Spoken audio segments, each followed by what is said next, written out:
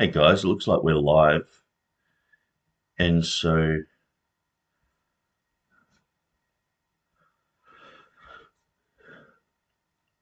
I'm just going through. This is part two of the interview with Peter Gurry by Stephen Boyce, and so this happened April 18th, 2020, so about a year and a half ago. And so um, I'm just going to go through from about the 20-minute mark. So if you missed part one, go back and watch part one. I'm streaming this live, and so if you guys have any questions or comments, feel free to put them in there. I have been doing quite a few live videos, but I've been doing them usually about the time when most of America is asleep. So I'm in Australia at the moment. It's about 8:30 in the morning. That's why I look a little bit not so bright-eyed. But we're on full lockdown here. Now, fortunately, I can still work, but a lot of Australia is on lockdown. People can't go to churches, and it's quite interesting to watch. The world is watching Australia and their reaction to this virus, and so it's quite interesting. But we're just going to continue on with this. We're not going to rabbit trail on with a lot of issues that are happening in the world because there's so many other more qualified people talking about it than me. And so I'm just going to start from 1941. And so if anyone has any idea, I get these feeds coming up in my Facebook.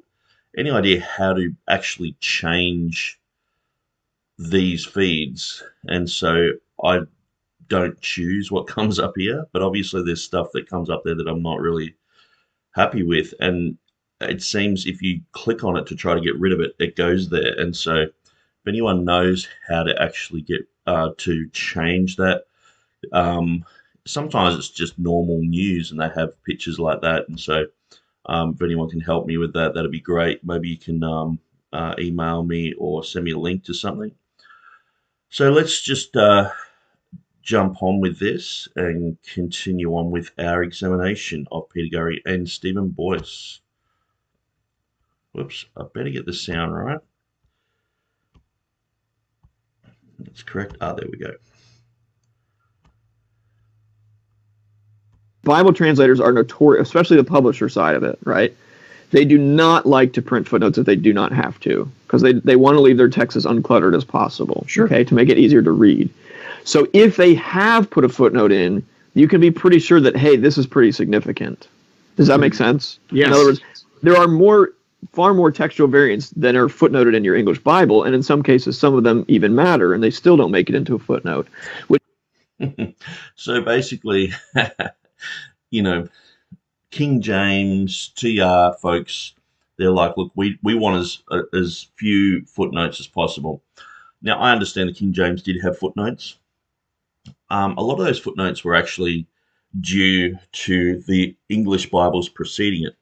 So where things differed from TR editions or where things differed from other English editions of Geneva, the bishops, etc. And so they put those things in the margin to let people know that they'd studied those things through and not to basically say it's a doubt-producing footnote. Maybe it's not really in there and all the rest of it, but they wanted to let people know the truth. And so there are some footnotes that will say, this is wanting in Greek manuscripts, but they put it in the text. So there was quite a few of them. There was about 8,000 footnotes in the King James all up, but there's only about, I think I've heard an estimate of about 36 that have to do with textual criticism in the New Testament.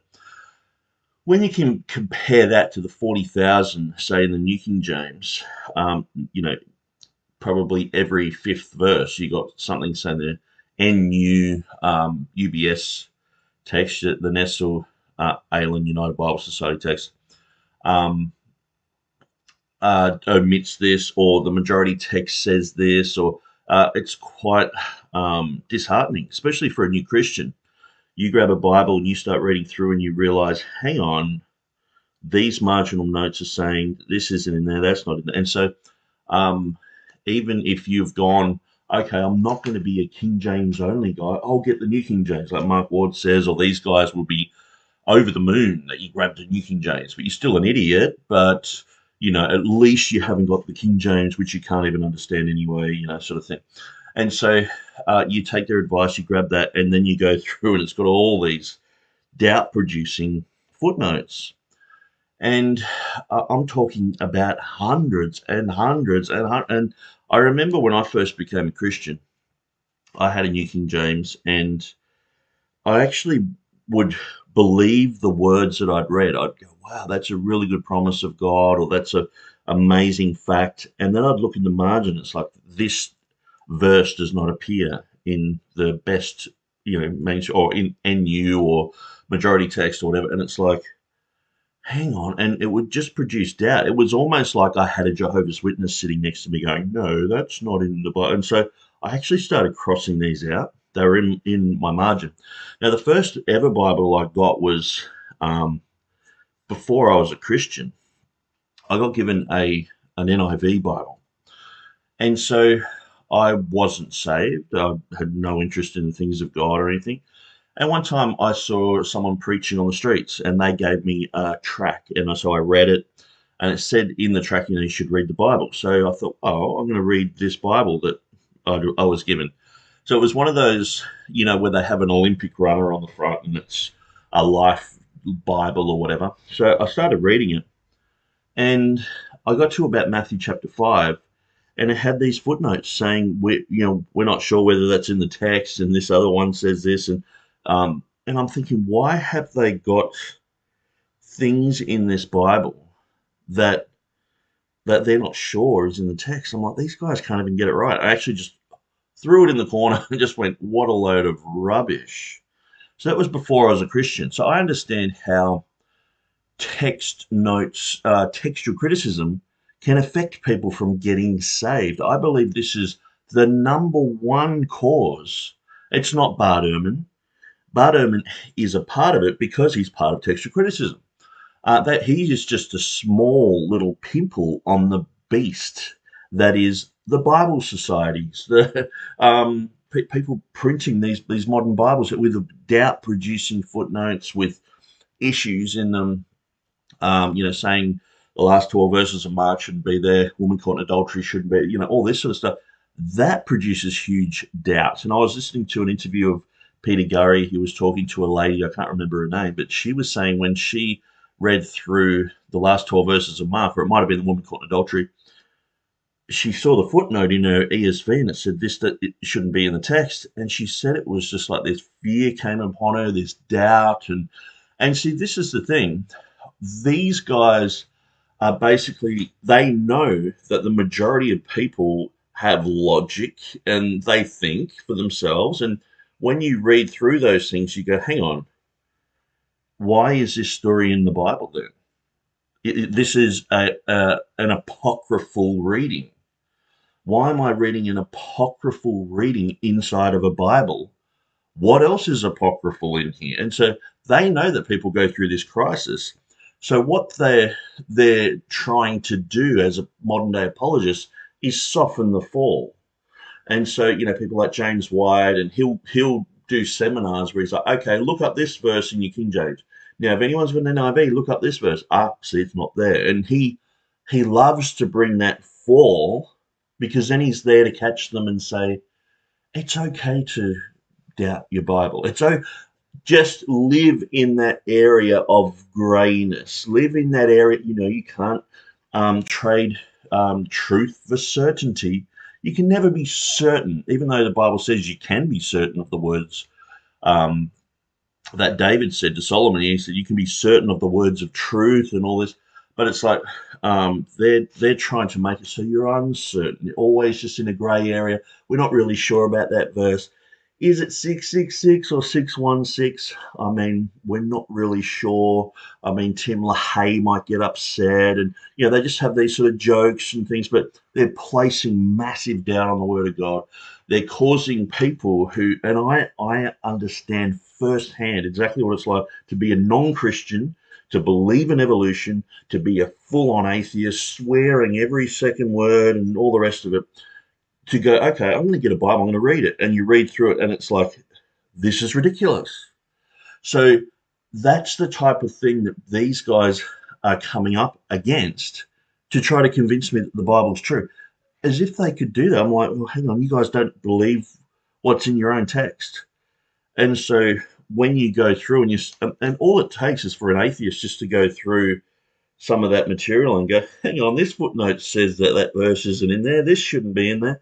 The last 12 verses of Mark should be.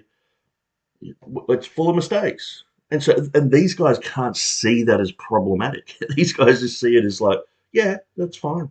Because James White's told them, it's fine, calm down. They're like, okay, I'm calmed down, but you're placed out on over 250 verses of the Bible. I mean, you can't they see that someone they're trying to convince a Muslim, Christianity's truth and all the rest of it, and the Muslims just going, oh, okay. And these guys know the Bible. I've debated many of these guys, street preaching. They'll come up to me. I've had groups of 10 guys all saying, the Quran's correct and the Bible's false.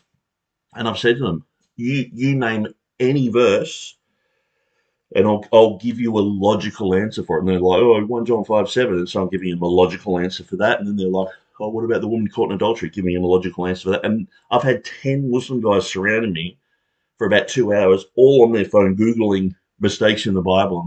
And most of it's Bart Ehrman stuff and James White stuff.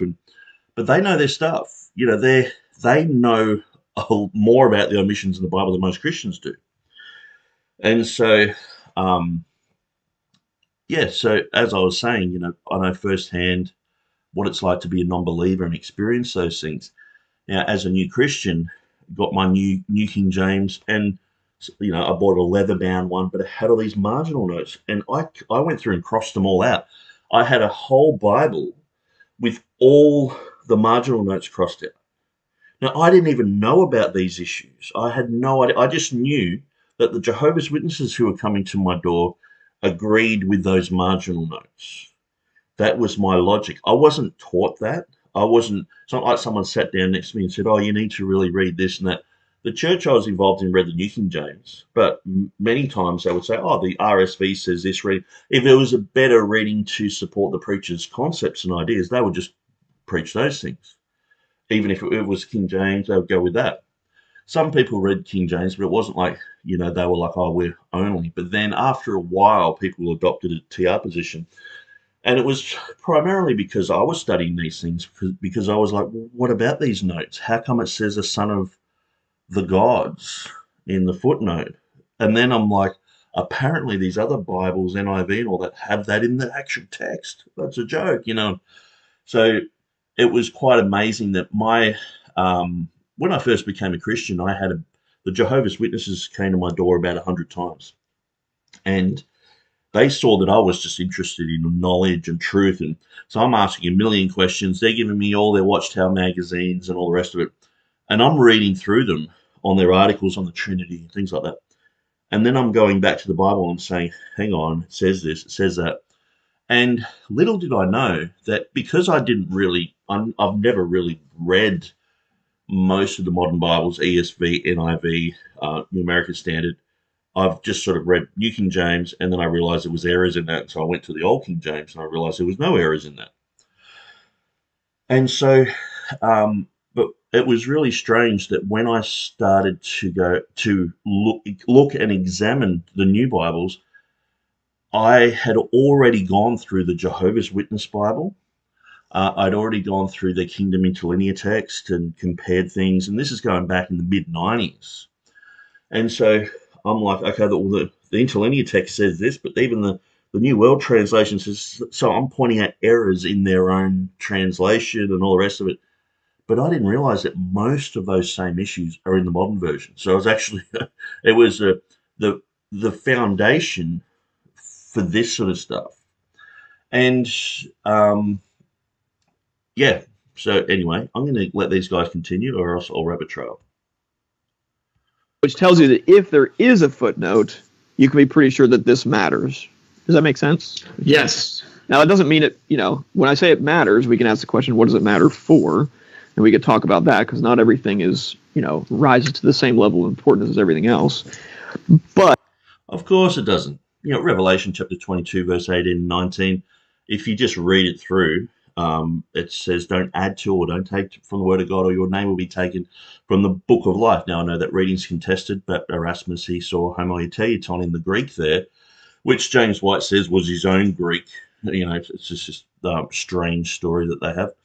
But regardless of whether it's book or, if you want to go with the modern Bible perversions, tree of life, it's still about losing your salvation. And so I'm not once saved, always saved.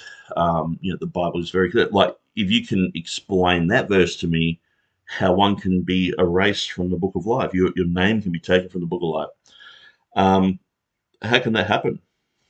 If you make it in the book, how can your name be taken out of the book? And there's promises to the 7 churches in Revelation that God will never wipe your name from the book of life. Well, I thought that just came with salvation. If it's once saved, always saved. And so the thing is, there is conditional salvation. You have to abide in Christ. This is very clear. But that's a whole different issue. But these guys, they have, they're not interested in those things, because that's just a lesser issue, basically because their leaders, their gurus, Dan Wallace, James White, Bart Ehrman when he was Orthodox, and Metzger, these guys don't see it as an issue, so they don't see it as an issue. Instead of reading the Bible and believing that the Bible is from God, the words of God, and what it says is of importance, they place things in certain categories that are designed by men. And so many times they'll just go with the fundamentals. It's like, just the Trinity. And, so that's why these guys will say, the Catholics, yeah, they're probably saved, because they believe in the Trinity. Jehovah's Witnesses aren't, and it's like, I meet people who they've ticked all the doctrinal boxes, and I meet them, I'm like, man, this person just doesn't have the fruit of the Holy Spirit. I can tell this person's not saved. They're parroting things, but they're not saved. Jesus said, many will say on that day, Lord, Lord, didn't we cast out demons in your name, prophesy in your name, and do many wonders and miracles and all this? And he's like, I never knew you. And so, but the thing is, these guys have this strange sort of, the cardinal doctrines of Christianity, things that are to do with salvation. Well, isn't Revelation chapter 22, verse 18, 19 to do with salvation? Why are you ignoring it then? So this is the thing. We only deal with those issues that deal with salvation. You King James fuddy-duddies, backward hick guys, you want to make these secondary issues salvational issues. Well, I didn't write the book of Revelation. I didn't write Revelation chapter 22, verse 18 and 19, where it says, if you add to the words or delete those words, your name will be taken from the book of life. And so you've got to be very careful. It's pretty clear. And I can't understand why these guys just ignore those type of verses.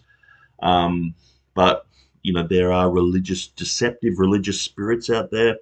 I find it easier to actually talk to a Jehovah's Witness or a Mormon or a Muslim, someone who is in great error, because you can point out their errors. When you got people who are pretending to be orthodox and pretending to, I'm conservative. James White's like, I'm a conservative guy. I believe the Bible. I believe in the infallibility of Scripture. And they redefine preservation. They redefine inspiration.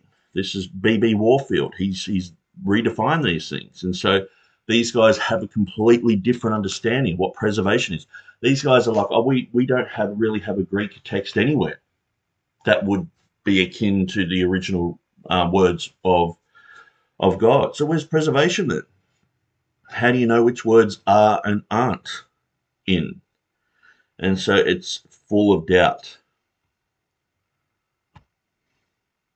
But what I would say to people is, at some point, you're going to have to do some digging. Your Bible alone is not enough. Unless it's like a study Bible, you could start there, okay? So a good study Bible will almost always discuss the most important variants, certainly the big ones, like the woman caught in adultery, or Mark 16, or 1 John 5:7, probably. Okay, so you could start with the study Bible. That might be a good place as a first stop, and then probably at some point you're going to want to advance to like a commentary, and maybe start with a simpler commentary if you're not used to reading commentaries. And then certainly if you're a person who's, say, teaching a Bible study, or certainly for a pastor, that's where church leaders really need to have a lot more skills and be able to dig deeper, right? So we need to go over the 250 or so verses where there's doubt produced over them and know our stuff about it. So pretty much then it's like, where am I going to get that information? Then it's like, oh, okay, I can go to the bookshop and I can grab James White's book. You can grab the King James Only Controversy, or I can grab Mark Ward's book, Authorize, and read through them. And what you'll find is these guys will just parrot mostly what these guys say. And it doesn't seem to matter how much effort you go to show, hang on, he's made a mistake here, this is wrong. And you'll spell it out. You'll even make a video on it and speak it all very slowly so they get it. They'll still just go, yeah, James White. It's these guys have become the infallible prophets of, like, the Jehovah's Witness. They have the 12 prophets in New York. These guys have become like that, and I'm not saying that people will say everything they say is infallible, but they are continuously parroted. There is enough information on the internet to clearly go through James White's material and show that it's full of error. You can easily go through his book, read through a certain, from a certain heading, and do a study on that, and read Textus Receptus, King James defending articles, and they're quite sound and logical. But people will go, I'm not really interested in that. I'm defaulting back to what is popular, what is, and even like Revelation 16:5, I've shown that James White absolutely knows nothing about it. So Stephen Boyce has, he's attempted to debate me on that issue and sort of showed that he thought he knew a few things about it, but really doesn't know that much about it either. He actually knew a little bit more than James White, just because he was sort of standing on James White's material and realized that I'd attacked it, and probably learnt more from me about it than James White's material. But at the end of the day, they're not really even dealing with the issues that I've talked about. It's just, okay, that's over. It's like, you haven't refuted what I've said. And that's the thing. There are things in this book that talk about the rush to print, or Erasmus, the rash wager. He's like, if I find anything that has the comma in it, I'll put it in. And so someone made a manuscript to order sort of thing. And all these things are being debunked years and years and years ago, but they're still parroted by these guys. And what I find is, it's a bit like any type of information. You give people information and they might understand it and believe it, but because they're hearing so many other voices, that eventually that gets clouded out. They can remember that, one guy, one KJV guy on the internet was saying one thing about it, and but James White, Dan Wallace, Bart Ehrman, blah blah blah. That they just jump back into that confusion, and they actually unlearn what they've learnt. And some people just simply double down. You show them where there's error, and they double down. And that's, in my eyes, that's just called pride, Anyway, let's continue. Not everyone in our churches needs to be able to operate at the same level of technical ability in studying the Bible, but we all need some people to be able to do that. Does that now, make let sense? me ask you this, Peter. You brought up the pastors. This question comes up all the time. I mean, there probably isn't a month that doesn't go by where this question doesn't come into myself, John, or one of the leaders there. What do you do as a pastor when you come up to these problems? And recently my church came up here in Spartanburg, Greenville, came up to John 7:53 through 8:11. I had my opinion about it. I've written very, very extensively on it, and people at City Light know that. I spent over 200 hours studying that passage, debated Nick Sayers on it. We'll be debating Jeff Riddle here in a few months on it. What should a pastor do without harming his people? Like a Bart Ehrman drop a bomb, Right. Well, not the best manuscripts. So what should a pastor do? Because pastors really struggle with, I don't know how to address this without offending. So you notice this, that they know that when they're saying, hey, these verses aren't in there, they're dropping a bomb on them, like Bart Ehrman. And they're like, they don't want to not do that. They're just like, how do we do it in a way that, we can drop the bomb on them and then sort of, bring them down to that next level of like, look, it's okay to not believe all the words that are in the Bible. That's what they're trying to discover. They're trying to develop new methodology, um, or old methodology. They're trying to learn for themselves, techniques to drop bombs on people and then sort of bring them down to another level so they don't lose them and so they don't just become atheists. It's like this is the new apologetics of this generation. How pathetic, it's, and I would agree with Stephen Boyce and Dan Wallace. Why don't these guys just create a Bible without the woman in it, caught in adultery in it? Why don't they actually? They've got apocryphal readings in their Bible. The last 12 verses of Mark, people are reading through it and just mocking it, saying, "Oh, snake handling and drinking poisons, and how stupid," and that's in the words of the Bible. Marginal notes, they're talking about marginal notes before. It's good to get a good study Bible.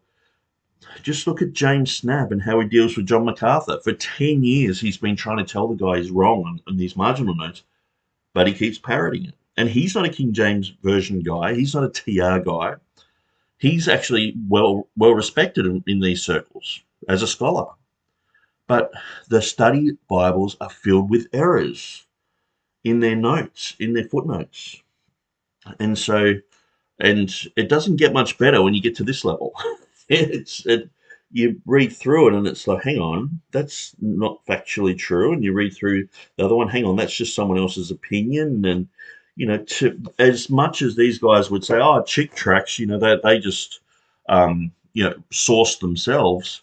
To me, they're sourcing their friends, Dan Wallace and these other guys, and it's like, who are wrong? And we've seen that with James White. Whatever Jan Kran says, he'll just parrot, or he'll put like he'll thump the table and say it really loudly. But Jan Kranz, I've proven him wrong online many times on many issues, but it just gets ignored. And James White just simply blocked me when I started showing him that information because that's where he gets his stuff. He reads these books and then parrots it on his show. And that becomes gospel. So somebody, I'm going to make somebody mad. Yeah. So how should a pastor deal with it if they're preparing a sermon and a big one comes up like 1 John 5:7, Acts 8:7? Yeah. So this is good, and there's pastoral wisdom here that needs to come into play, and part of that's going to have to do with your particular church, right? So if let's say you're pastoring a church that you are shepherding away from a King James only position, you're gonna need to address it differently than if you're notice that if you're pastoring a church, you're shepherding them away from the King James only position. Now, I understand that in the United States, there's a whole lot of churches who are sort of like a bit weird, sort of like there's a new debate video going around where this guy is sort of, sort of just preaching the whole time in his debate, and he's got the audience going, "Amen, amen," and it's like a real, I guess the textbook, how people think a King James onlyist really is. There actually are people like that around the world. I don't know any of them personally. I know a few people online who would probably fall into that category. Ruckmanism and things like that. But at the end of the day, these guys are. What happens is someone like James White, he will classify, 5 different types of King James only. And so, even to the point where if you say your majority text, you'll get put into, James Snapp and Maurice Robinson, they're, then they wouldn't be as full on as Ruckman, with the King James only thing. So I've heard people say this, that they're even putting them in a King James only type of camp. And it's so strange because these guys, would attack me. These guys that they don't like Jeff Riddle, and it's obvious that then absolutely not King James. And so these definitions are just so broad. And I understand, people will always stretch definitions to try to pigeonhole you, but it's sort of like I get people online and they're like, I know there's people who are true Textus Receptus people. Like they'll say, oh, I believe in the 1550 TR, or I believe in the 1598 Textus Receptus, or now the position that I have is that the King James is a unique type of Textus Receptus. The underlying Greek text that they worked on never got printed. Had they printed that, there would be no TR King James Version movement. It would probably just be all the same, but they didn't print a parallel Greek text. And there's hardly any real difference between the King James Version and the text of Beza. I've counted about 20 translatable differences. And but at the end of the day, people who follow just the TR, they are actually TR only, and they believe the King James has errors, they get labeled King James only. So, the things that James White says, they're just not accurate. He has these very broad definitions, and this ends up on Wikipedia. This ends up, being what's taught in universities. And so it's just sort of like pretty much these guys want to pigeonhole everyone who doesn't believe in their type of textual criticism as a cultist, because a King James only is a cultist. They're legalists. They're off the wall. And so what they're like is, oh, you're King James only light. So you're a heretic light. You're a cultist light. And so you can see James Snap always, in his conversations, trying to steer the conversation to like, look, I'm not a King James guy. No, I'm not a TR guy. And I don't even classify Dean Burgon, Scrivener, Hoskia, Miller as TR people. I consider them as what they would call the traditional text, which became the majority text movement in the 1980s. And so, but yeah, they're trying to get churches away from the King James. So this is part of what they're doing. They're not just like, hey, we've got these new Bibles and hey, you can read whatever you want. They're actively trying to get people away from the King James. So they'll just drop little hints of, see, the King James is wrong there. See, it's a translational error here. And they'll uphold the new versions and new, translators and the new Greek coming out. And it's like, they'll try to lift all that up and put everything else down. So what that does, it gives them a skewed view on what's really happening. And they won't be critical of people within their own camp. They, like I was saying last time, they won't be critical of someone like Tommy Wasserman and Jennifer Nust. And they'll be critical of Bart Ehrman because he's come out publicly, I'm an atheist, I'm an agnostic. But will they be critical of Mormons within the academy? Will they be critical of the Roman Catholics within the academy? Will they be critical of the other atheists in the academy? Will they be critical of George Van Smith, the Unitarian who worked on the Westcott and Hort text? No. Will they bring these things? Will they tell their congregation about these things? They won't. And so they've got a barrow to push. Pastoring at a mega church where most people have never even read the King James. You know what I mean? So, or imagine you're pastoring a church where most of your congregation is new believers and they're not even familiar with the story of the woman caught in adultery, right? Now, most people are, but it's possible you're in a church where you have so many new believers and they're so uninfluenced by Christianity that they don't even know, right? In that case, you can address it pretty differently, okay? I'd say a couple things. One thing is it can be helpful to... So the more ignorant you are of the Bible, the easier it's going to be. If you have read your Bible, if you're a thinker and you study things out, it's going to be hard to lever you out of that position and put you into a critical text camp.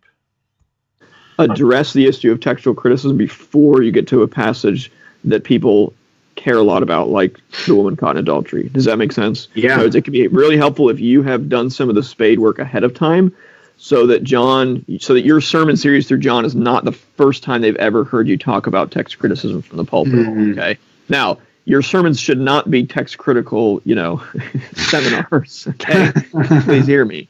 But occasionally, it may be appropriate in preaching to say, and just so you know, there may be a footnote in your English Bible, and that's a variant, and here's why I take whatever view I do. Okay, but if you haven't been able to, sir, whatever view I do, as long as it's not a TR, KJV, heretical, cultist view. So the people who actually believe we have a Bible today, that God's preserved it, he's brought it down through the manuscripts, and then in the age of printing, they ironed out a few things, and then it's come down in the TR and the KJV, and we have it here today. We have the words of God, and we can just enjoy that and read through that. They're the cultists. They've traded truth for certainty. They're heretics. And, if you are like James Snap and you even disagree with these guys in their position, you're still good because you're just doubting the words. So these guys are pushing doubt.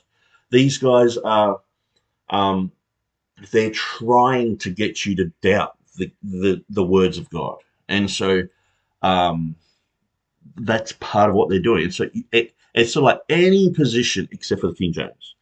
And what you'll find is these guys, even James White, which version is good, and so you sort of read through the beginning and he's talking about the NIV, and then he's got ESV examples and all sorts of things. And so, NASB, he'll bring up ESV examples, he'll bring up NIV examples.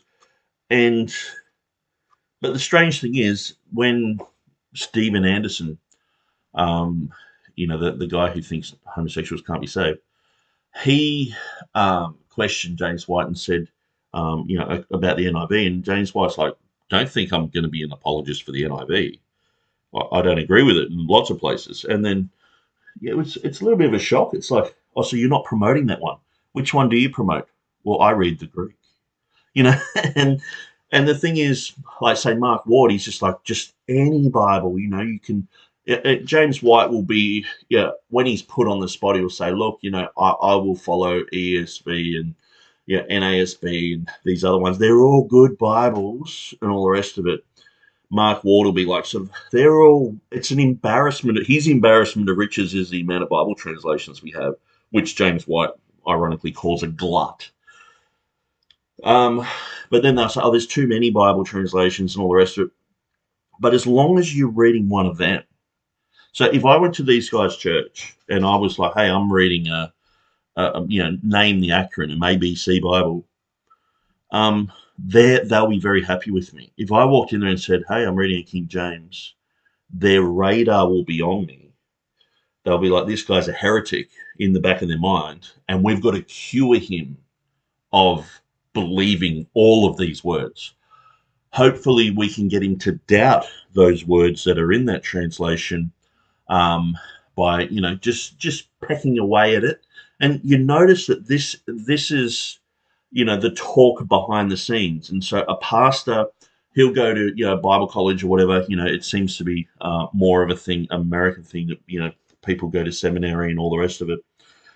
And, they'll get books like this, they'll get Dan Wallace's books, and they are trained to get you to doubt the King James. And so that's why you have so many pastors constantly saying things, just tiny little things about, the King James this, and a TR this, and Erasmus this, and Beza this, and you'll get all these people tuning into the dividing line to get new information of just tiny little crumbs of information that they can sprinkle over their sermon, just doubt over these issues. This is sweeping the world at the moment of these type of people. And these guys want to be apologists. So they're the go-to gurus that these pastors who, they're too busy, looking after people and playing basketball with the youth group and all the rest of it. So they want to know, what about the woman caught in adultery? They go to these guys. So what about it? And they say, well, you need to think about this and say this and say that. And they'll go back to the pulpit and parrot it. But ultimately, at the end of the day, can't you see how from a Bible-believing perspective, from someone who believes that we've had the words of God, like where was their Bible in the Reformation? It just didn't exist. It's so bizarre. Like when I was running into the Jehovah's Witnesses when I was first a Christian, I was like, man, these guys believe that the first Christians were like, witnesses of Jehovah. Then it all died out, and then it just became totally apostate right up until the late 1800s, and then it all sparked up again, and then you've got the Witnesses of Jehovah again now. So it sort of went missing for 1,500 years. And so these guys believe the Bible vanished for 1,500 years, that the true Bible. But then you nail them, and it's like, where's the true Bible? Oh, well, no Greek Bible is actually the true Bible. Well, so where are the words of God? Well, we have a different view of preservation. They're in the manuscripts over there on Dan Wallace's website somewhere. And it's like, that. This is the thing. They have these, it's like a shell game. You're like, underneath that cup, and it's like, no, it's over here. But when you get all the cups, it's like, there's just nothing there. They haven't even got a peanut under there. There's nothing. They'll even point you to the Nestle Ale 28, and as we're going to see, they go, well, don't go with just the text there. Go with the apparatus and the evidence there. So they're basically saying for every pastor, and ultimately, this can go down to every Christian, to design your own Bible, choose your own adventure Bible. Instead of like, these are the words of God, thus says the Lord. It's that here's an apparatus, and an apparatus can be so faulty. An apparatus, it might have that, okay, well, this word was corrected to this in Sinaiticus or whatever, but it doesn't have all the information there. And so, basically it's just causing doubt. So anyway, we'll just continue. To do that, and so the first time you're getting to talk about textual criticism from the pulpit, then you've got to probably take it head on, and you've got to give your people some basics about the reliability of the transmission as a whole, but how that there are still passages like John 7:53 through 8:11 where it's not found in a large number of our Greek manuscripts, right? And certainly not.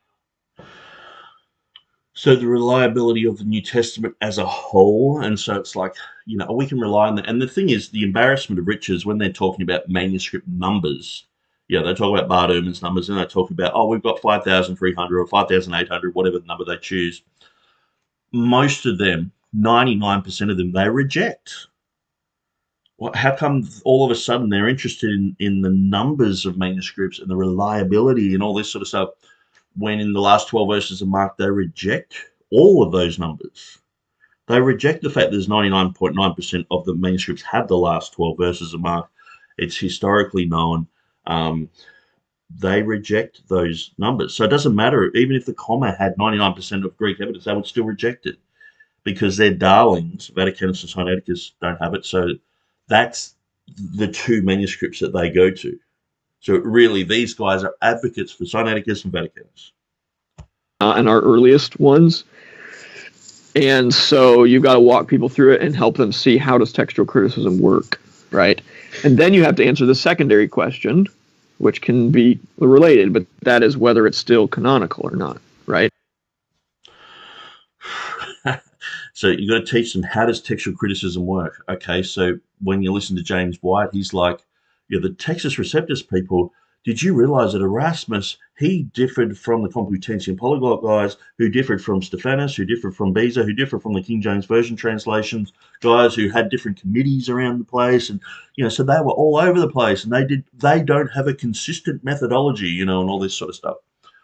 Okay, so we go through, from Griesbach, Lockman, Tregelles, Tischendorf, all with different methodologies, because at that time they started to reverence Codex Vaticanus. Then they started to reverence Codex Sinaiticus when that came on the scene. Then they started to amalgamate these two, Westcott and Hort, and they said this is the best, and they demonized the Byzantine. Then they realized they couldn't demonize the Byzantine because of the early church witnesses and also the papyri, so they've changed their methodology again. So then you've got Nessel going through his editions, and you've got the United Bible Society Nessel Island text, amalgamating together, and you have, the guy who was a Jesuit, Carlo Martini, and then you have, Westcott and Hort also had Unitarians working on their text. And so then you have, later on, 1950s, you have the Carlo Martinis, you have, Bruce Metzger, Kurt Aland, these guys, who have different concepts of inspiration and preservation. And then that sort of comes through to the Bart Ehrman era, where he focuses on the orthodox corruption of Scripture. And then you have them now with the CBGM, with guys like Peter Gurry and others. They're changing their methodology again. But we've got to understand text criticism methodology. It's changed. Like even James White says that pretty much everything that people, he said it like 3 or 4 years ago, everything that everyone knows at this point is going to be redundant in 10 years because of the CBGM. So their methodology it's changing. It's, it's like the whack-a-mole game. It's it's there. Okay, no, it's over there now. It's over there. And it's just constantly morphing into something else. It's completely different. And so, yes, I guess there's going to be certain principles, but the thing is, even these principles only work to a certain extent. They go with the harder reading until the reading is so stupid that you can't go with the harder reading. But then again, some people want to go with the stupid reading because it makes them popular. It's 616. Let's go with that reading. You know what I mean? And it sells books. Oh, it's opened up a whole new branch of, if we actually placed out on that verse, or Bart Ehrman will bring it up, and then everyone's talking about it. And instead of rejecting corrupt manuscripts and rejecting variations from the text that are just ridiculous, these guys, they're looking at it all. Their apparatus has it all in there. And as you'll see soon, it's going to be, choose your own Bible. So people have got to learn textual criticism, because the academy sure isn't going to give you any certainty. Whether you're still going to preach it or not. My own personal view on the woman caught in adultery is I would probably not preach it. Yeah. The ending of Mark, I would be much more comfortable preaching that, because the disparity between the number of manuscripts that each one of those passages found in is so significant. I mean, there are hundreds. I mean, look at that. It's like, the woman caught in adultery, I wouldn't preach on it. So he's just not going to preach on it. But it's in the Bible. People, you imagine the confusion. You're going, we're going to do a study on John, and yes, and then we get to that part, and it's like just skipped over. You're like, how come we're skipping over that? Oh, well, you got to learn textual criticism. Listen to Stephen Boyce on that, or listen to these other guys, and you're like, hang on. And I've heard people in their own camp say the crisis of faith that they went through when those type of things were happening. And so these guys are realizing that. They're looking at half of their friends going, hang on, the pastor's saying it's not in the Bible. And instead of, coming to a place of belief and studying these things through, they're like, I'm unhinged. I'm losing my faith. And they just cling to, James White, Dan Wallace, can you help me here? And they're like, it's just not in the Bible. So they're just sort of in this, they've just got to get used to being in that dazed mess of unbelief. And hundreds of manuscripts that the woman caught in adultery is simply not found in. Yes. I forget the exact number now, but it's a lot. It's significant. Yeah. The hundreds and hundreds of manuscripts that it's not found. What about the ones that it is found in? It's anyway. Yeah, I did a debate on that with Stephen Boyce. You can see that online if you look for it. And some of the better ones and the more rare ones specifically. And that's one of the things that, I had a young girl, probably in her late teens, early 20s. She had just gotten saved a few months before she read it. And, people always send you to John when you get saved. And she read the note in her, I think it was the NIV. I think she was using the NIV. And she read the note at the top and sent me a message on Facebook freaking out. Like, well, what does this mean? Like, what is it? I don't understand what that is. You see what I mean? This is a new person saying, Stephen Boyce, can you help me? I've found this footnote. And This is happening to every person who becomes a Christian. Now, you think Bart Ehrman is in their ear? No, these footnotes are in their ear. The Bible Society became the Unitarian Bible Society once most of the Trinitarians left and formulated the Trinitarian Bible Society in 1831. So they were placing doubt on the Trinity. They're placing doubt on the deity of Christ, and many of these passages, woman caught in adultery, last 12 verses of month, these have been attacked by these people. And so it's not a Bart Ehrman issue. These guys are dealing with just modern Bibles, the confusion that's in the Bible societies, the confusion that's in Zondervan. I mean, as if Zondervan's interested in producing faithful Bibles, Lexham Press, Logos, Thomas Nelson. These are just juggernaut businesses like Amazon with a Christian T-shirt on, and here's a classic example of, new convert comes in, we let her read the Gospel of John. And then she's like having a crisis of faith for reading the Bible. Like, can't you see a problem with that? This just absolutely amazes me. You may as well have handed them a Jehovah's Witness Bible. Are we saying this isn't a real story? And Right. and thankfully that was one I was very familiar with. And but people are starting to catch on to some of these little notes. Yep. And I think the church has not done a good job of informing their readers and their listeners to pay attention, understand what's going on. Don't just have a Bible, actually read it and understand that there's notes left for you. There are realities in history with different readings, and we have to examine these things. We can't ignore them. We can't close our eyes to them, because that's breeding ground for the apostasy that we're seeing in a lot of the young people who do. Do you notice that? These notes and everything are causing doubt. These people need to be educated by the church about, textual criticism, because if left to themselves, without the magisterium guiding them and helping them, they'll become apostate. That's exactly what's just been said. I might even just rewind that a tiny little bit. So we'll just go to, say, a little bit before, and just listen to it, and just listen to this. Message on Facebook freaking out, like, well, Yeah. what does this mean? Like, what is it? Yeah. I don't understand what that is. Are we saying this isn't a real story? And Right. and thankfully that was one I was very familiar with. And but people are starting to catch on to some of these little notes. Yep. And I think the church has not done a good job of informing their readers and their listeners to pay attention, understand what's going on. Don't just have a Bible, actually read it and understand that there's notes left for you. There are realities in history with different readings, and we have to examine these things. We can't ignore them. We can't close our eyes to them, because that's breeding ground for the apostasy that we're seeing in a lot of the young people who do read for the first time Bart Ehrman's book. And then they're just like, well, I'm done with Christianity. I'm done. So did this girl read the footnote or Bart Ehrman's book? You know what I mean? Bart Ehrman, all he does is just gets these doubt-producing marginal notes and just expands on them.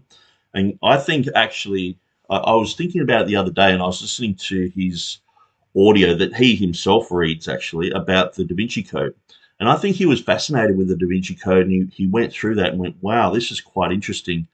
I can become like a Teabing guy.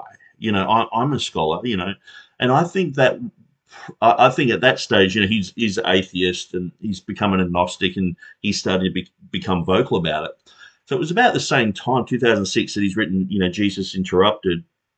And I think he's gone, hang on, I can make more money off this type of stuff. I think I can make this a popular book about the doubt in the Bible and all the rest of it. And being an atheist and agnostic, his conscience is sort of seared. He can become a Christian again if he ever wants to. But at the end of the day, he's sold out for money. Most of the time you're either serving God or you're serving mammon. And so I was listening the other day to him talk about the Da Vinci Code, and he sounded like he was really excited about that book, and he really enjoyed the Da Vinci Code. He just didn't like the fact that there was so many historical errors in it. And so I wouldn't even put it past Bart Ehrman that he actually starts writing some fiction, and going in that route, because this whole area of textual criticism, you're sort of dealing with the stats and figures and all that sort of stuff. But he has sort of gone into fiction anyway. A lot of the time you'll find a variant, and he stretches that for everything it's worth, and it's like, going into the realm of fiction. But the thing is, going back to this story, did this girl read? She read a marginal note, and Stephen Boyce is equating that to reading Bart Ehrman now. A whole generation of people, they need, to understand things. The church has done a bad job. They need the magisterium of the academy. They need James White on one shoulder and Dan Wallace on the other, and to guide them through these things. Because if they just read the Bible for themselves, they're going to be harmed. So, like I was before I become a Christian, I'm reading through the Bible. I see these footnotes and just went, "What a joke!" And so, here we are, another example. A girl, she's reading through. She's about to go, "What a joke!" But he's like, "Oh no, you can just exist in that realm of doubt." And you think that that girl is going to have this strong, vibrant, believing Christianity? She's going through her Bible going, "What else is false?" Then she'll grab a book like this and go, "Hang on, okay, well, there's apparently 250 verses in this thing that's I've got to be careful of, because I don't want to be a Ruckmanite, I don't want to be a King James only, whatever they slander you as." And so, anyway, I thought that was quite interesting. Scripture, and some of that's due to the fact the church did not prepare their people for this. Yes. So, and I think what can easily happen for people is a couple things, and you do see this a lot with text criticism. People who have grown up in the church, and then they start in college, and they're hearing for the first time about the problems and the questions that critical scholars have about the Bible, and it's disorienting to them not only because they don't have answers to those things, but even more so because they weren't told about them. And so what can often happen for young people is they don't just feel like, well, I can't trust the Bible because of all these objections. It's even more so, well, I can't trust the people that raised me in the faith because they misled me or they hid things from me. So if you don't bring these doubt-producing things up that are pretty much equivalent to like reading Bart Ehrman, you're lying to your people.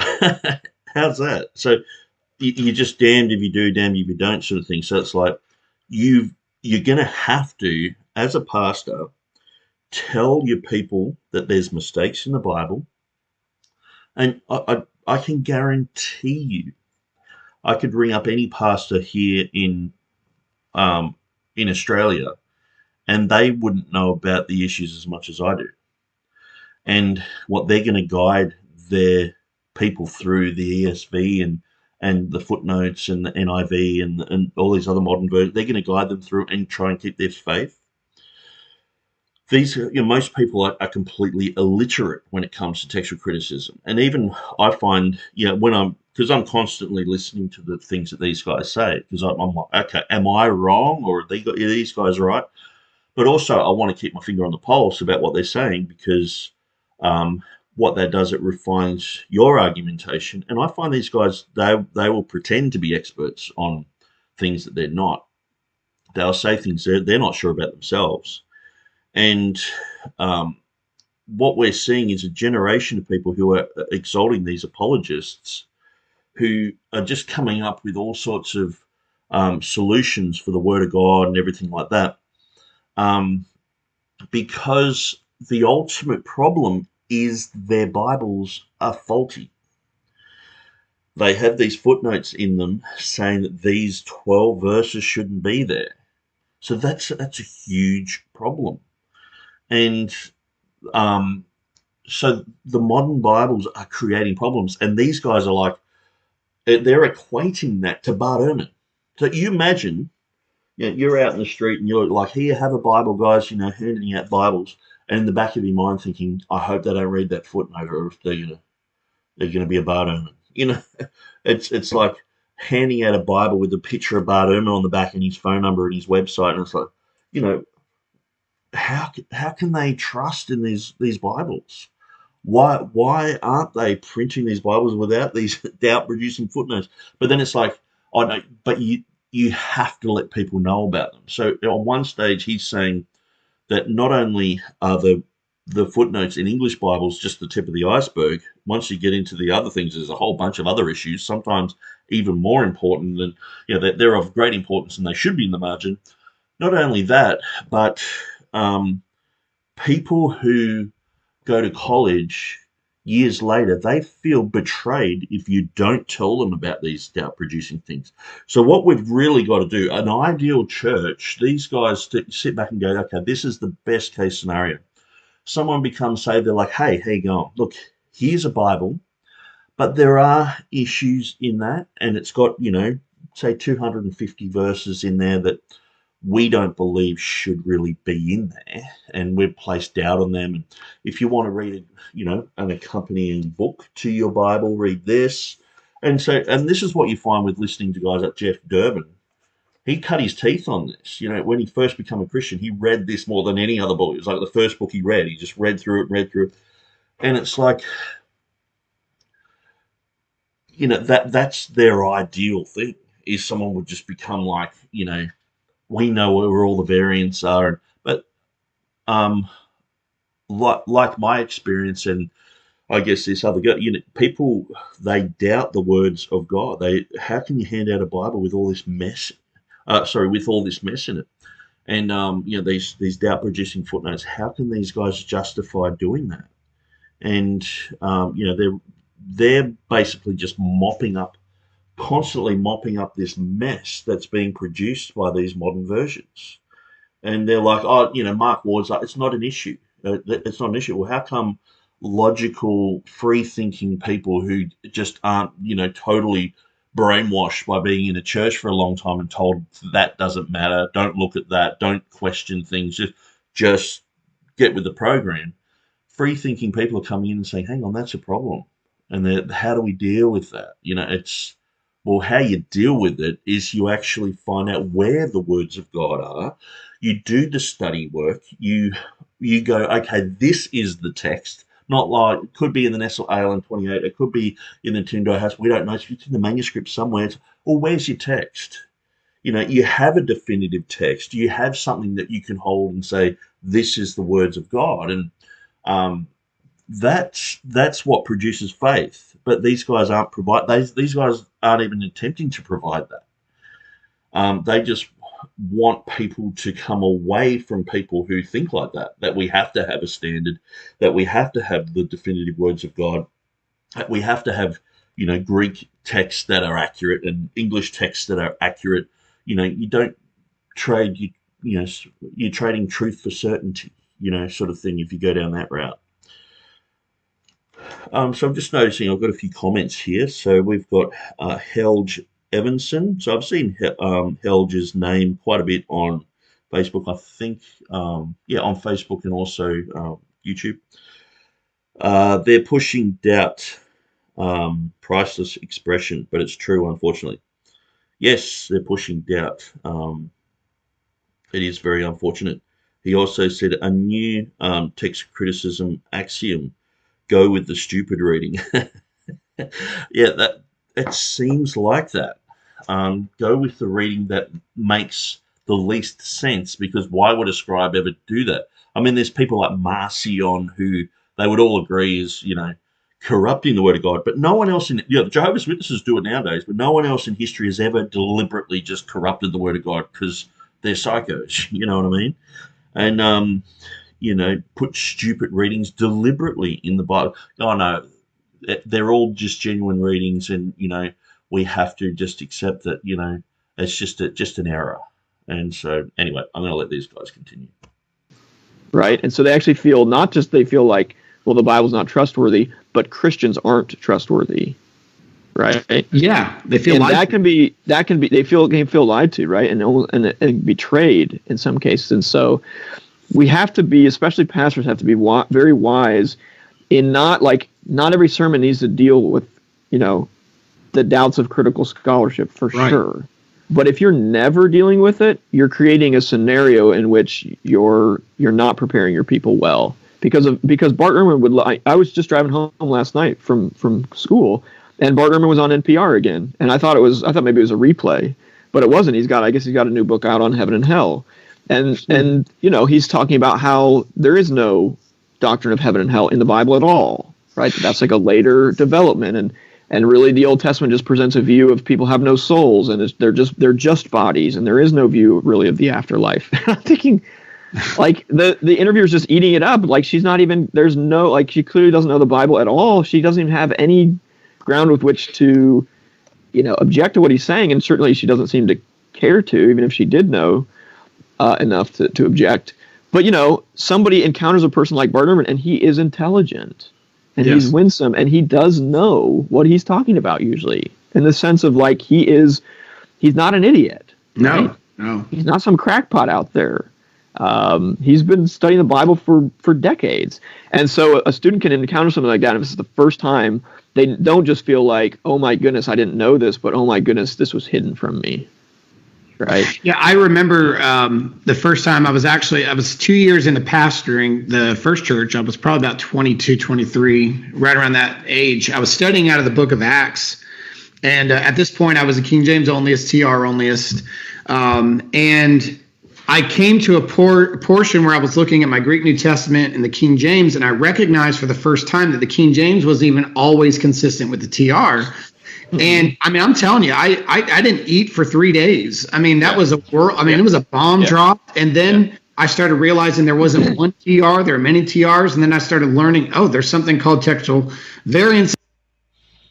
Okay, so I actually know, just because I've pretty much listened to everything Stephen Boyce has said about the TR KJV issue. So I know he's actually talking about the issue with, where are we? Let's just drop those down. He's talking about the issue. KJV Today has a good article about Moses being called beautiful. And so I would recommend anyone go to KJV Today. Really good site. The guy who's written this site is a good friend of mine. So exceedingly fair or beautiful in God's sight. Okay. So very small article, but so it's in Acts chapter 7 verse 20. So he's doing a study on this, and he reads through and he sees that it is different from the Greek. And so obviously these guys who do, they know the Greek alphabet, and all of a sudden they're experts in Greek.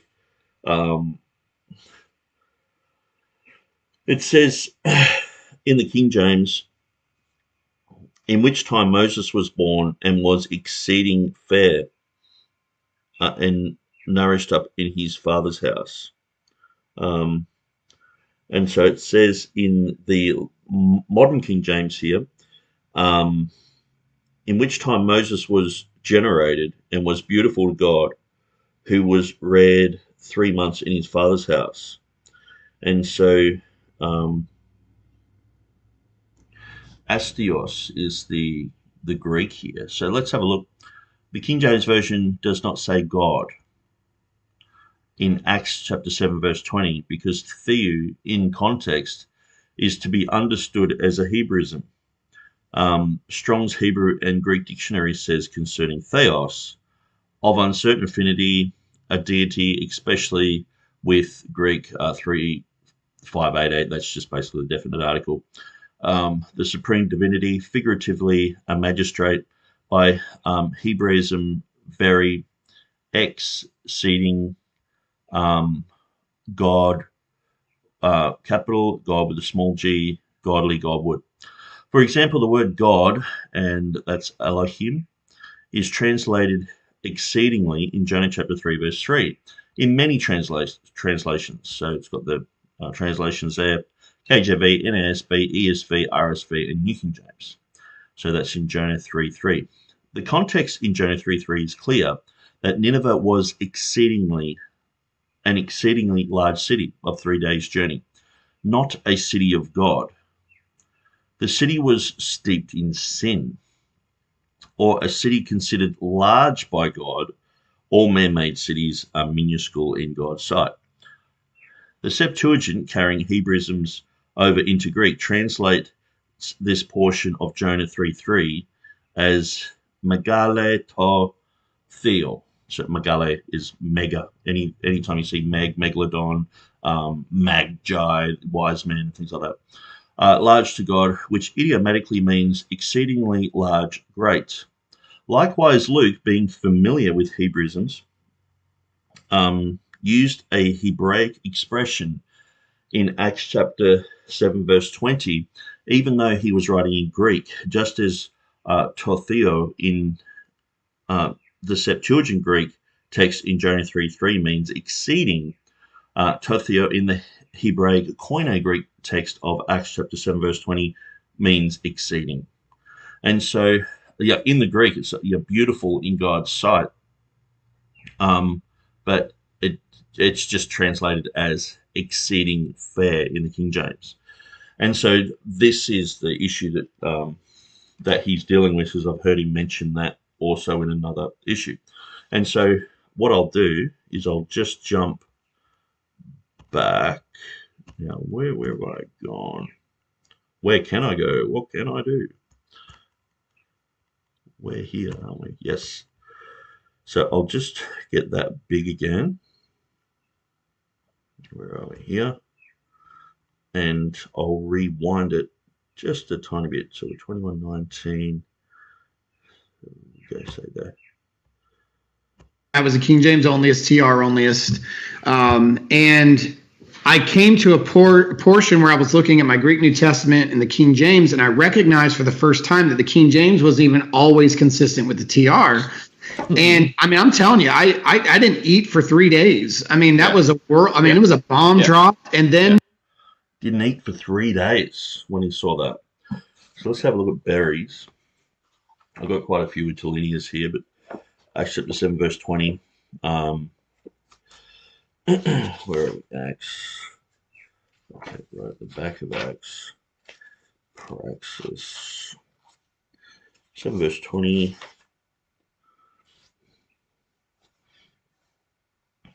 Okay, so that's probably one of the things that he was looking at. If you can see that, if you are able, actually, this would be very small on your screen. I keep forgetting that, but basically, it's the interlinear. Where are we? Verse 20. Kien artios to theo. So it's and was beautiful to God. So that's just the literal meaning. But this is the thing, you've got to understand idioms, and especially like you look at someone like Erasmus, he knew Hebrew. The guys from the Complutensian Polyglot, when they were trying to hire Erasmus, I think it was Stunica, he wrote a letter saying we need to hire Erasmus because he's fluent in Greek and Hebrew. So being fluent Hebrew, Greek, Latin in these languages really helps, because all of the authors of the New Testament were Hebrew. So they had these Hebrew idioms that they used. And so this is obviously spelled out in this article of KJV Today. So when I go through Stephen Boyce's material, I can understand that, because when I went through Acts chapter 7, verse 20, it's like, oh, it says he's beautiful unto God. And I studied through that. And people like Will Kinney, these guys have had articles on their website for like 20 years. So to let that bother you for 3 days, to me, would be more like, hang on, maybe I don't understand the Greek here properly. Maybe I need to, contact some people who know Greek better, if that's become a huge problem. And the thing is, many times interlinears are just one person's opinion. So, you get that. That's the Berry one. You get this. This is J.P. Green. And so he's done the literal translation, the modern translation. You've got the interlinear here by J. Green again. So he has the literal translation. And it's many times it's one person's opinion. And so to think that that's a mistranslation, when you know of the capabilities of the King James translators, and what I'll do too, if I came across that and I was faced with this type of doubt, what I would do is first place I would go to is actually we'll try my site. I'll see if I've written anything. I can't remember writing anything, but sometimes I actually have. Okay, so we go to my website. Okay, we scroll down the bottom here. I've got that enlarged just so that people can see what I'm actually doing here. Acts chapter 7. Okay, verse 20.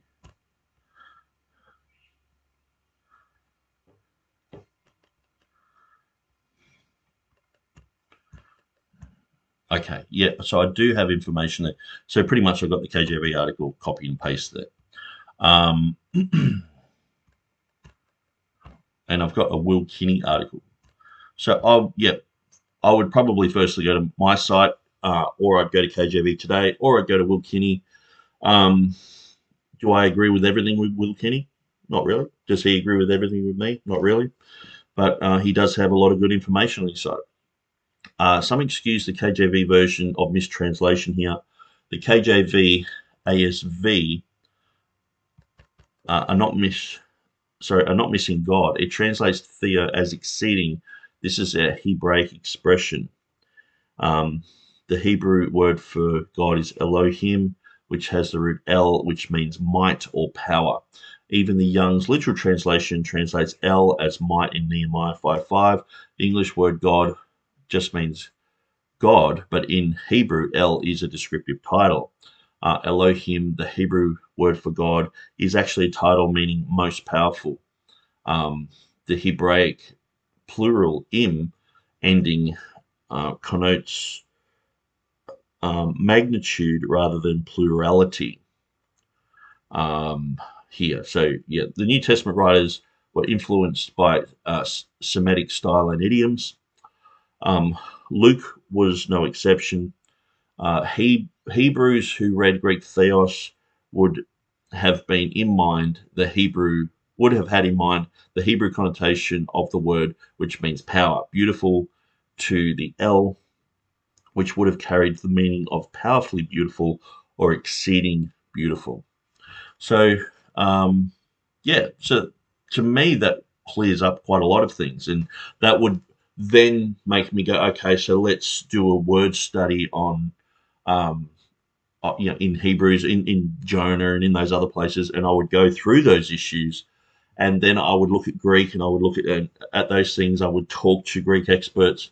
And, I've obviously done that on my site. I've done that to the conclusion that I'm satisfied with what's been written about it. And so finding these errors in the King James that makes you not eat food for 3 days, it's like, well, that's not going to help you. Just do a study for 3 days. You know what I mean? And when I debated Stephen Boyce on Revelation 16:5 and the woman caught in adultery, after that, I was saying that I can't find any errors in the King James. And he wrote out a list, and I've still got that list. He got quite heated on this issue, and you can see that I've if you go to my YouTube page, you can see I've got a playlist about Stephen Boyce and the debate, and I'm quite critical of him and what he said and things like that. But he has a list of issues with the King James, and when I go through them, they're they're very easily solved. And it's like, man, when I was faced with issues, I would just study these things until I become an expert on them. It's like, say the word Easter. When I was reading the New King James, and I was like, hang on, that says Passover. That's the King James says Easter, and I was writing an article to just prove the King James. So that's how I came to the position that the King James was accurate there. And from there, I was like, what else am I wrong about? And so that's why I have my website. And I've just come to the conclusion I can't find errors in the King James. I'm actually realizing that I was uneducated and I needed to educate myself, and I needed to come up to speed and be taught. And I had a lot of influence by this type of thing. I mean, back in the 90s, this book originally came out in 95 under, this has been expanded. This is the 2009 edition. I remember being in Papua New Guinea and in the pastor's library there and finding the King James only controversy and just reading through it and going, wow. And so then when I went back to Australia, I was like, I've got to know more about this. And so I was searching online, found the Trinitarian Bible Society, read all their material, and just sort of went from there. Just read everything, got any book I could on these issues. And, this is sort of pre-internet days. But now with the internet, there's so much information that we can find. And like I said, just go to my website and usually I've got something there, or at least the link, or at least go to KJV Today, or there's so many other websites. Like on the front page of my TR site, I've got a whole list of links, and like I don't agree with everyone there, and a lot of these guys, say like David Cloud, he's like, Nick, you're a heretic. So okay, but I still link to him, because this is about the topic of the Bible, King James Version, Texas Receptus, and so I'm like, okay, well, even though this guy doesn't agree with me and I don't agree with him on some theological things, at least we are pretty much roundabout agreed on the Bible. So you can see KJV Today, Old Pars publications, even Texas Receptus Bibles. This can help you if you go, okay, let's go through the interlinear of this. Let's go to Acts. And I'm not saying this just to have a dig at Stephen Boyce. I'm saying this is quite a common thing. If people will just, Acts chapter 7, verse 20. It's quite a common thing that people won't study these things out. They just go, oh, such and such a scholar said this about the King James, or I was studying this and it looks like an error. And so let's look. So this is Keith Mason's website, Texas Receptus Bible. So he's over in the UK there. And so thankfully he's put my one, the King James Bible 2016 edition. And so I've got, during the time Moses was born, he was very beautiful. And so obviously that's a departure from exceeding fair, but I believe exceeding fair is quite archaic. And so the whole reason that I've done another translation is to have a faithful King James version with updated words. So this is the thing that Mark Ward's saying doesn't exist anywhere. Well, he needs to read my one. So then you get Green's, and like I was saying before, this is his 1993. I'm pretty sure that's exactly what he's got there, which we read, Beautiful to God. Julie E. Smith never really became popular, but it says he was shrewd to God, which is very different. So I wouldn't follow usually that one. I mean, just don't know that much about it. We're clicking on things there. Young's literal translation, he was fair to God. Okay. The Webster's, he was exceeding fair. And Noah Webster, he actually, he didn't just update a few words here and there. He actually went right into the Greek and Hebrew and did his own translation. And it doesn't depart from the King James that much. It does a tiny little bit, but it shows you how accurate the King James is. Bishop's Bible, he was acceptable unto God. Geneva Bible, he was acceptable unto God. The Great Bible, he was acceptable unto God. Matthew's Bible, and was a proper child in the sight of God. And was a proper child before God. And was a proper child in the sight of God. So you can see that the ability of these translators, acceptable unto God, they wanted the theo, the to theo, to be in there as God, but not understanding the Hebrew idioms there. And so that's where you'd see that the King James Version is superior here in having exceeding fair, or, I've copied what the King James translators have done, and very beautiful, in a sense where the L in Elohim it can mean God, or the El can mean powerful. And so we will see that in El Shaddai and things like that. So yeah, I would go to there as well. And sometimes, and this is probably where Stephen Boyce, when in doing this study, he's probably actually done this and gone through and read the TR editions and gone, shrewd to God, beautiful to God, a proper child in the sight of God, a proper child before God. But see, the thing is, the King James Version translators, they were able to use all those translations as a platform. So their ceiling became their King James Version translators platform, and they were able to grow from that. And so these guys were experts in Hebrew. Someone like Lancelot Andrews, especially someone like John Boyce, he read the Hebrew Bible from the age of 5. These guys, they understood these type of idioms. John Boyce, he had done an issue of the Septuagint probably about 20 years before the King James translation, and so he would have been an expert on how the Septuagint, comes from the Hebrew and things like that. So he would have been looking at these idioms, and so by the time the King James translation came along, he knew his stuff. So I can understand a cursory look at that could cause you to doubt, and that's probably one of the reasons why I do my website, is because I find that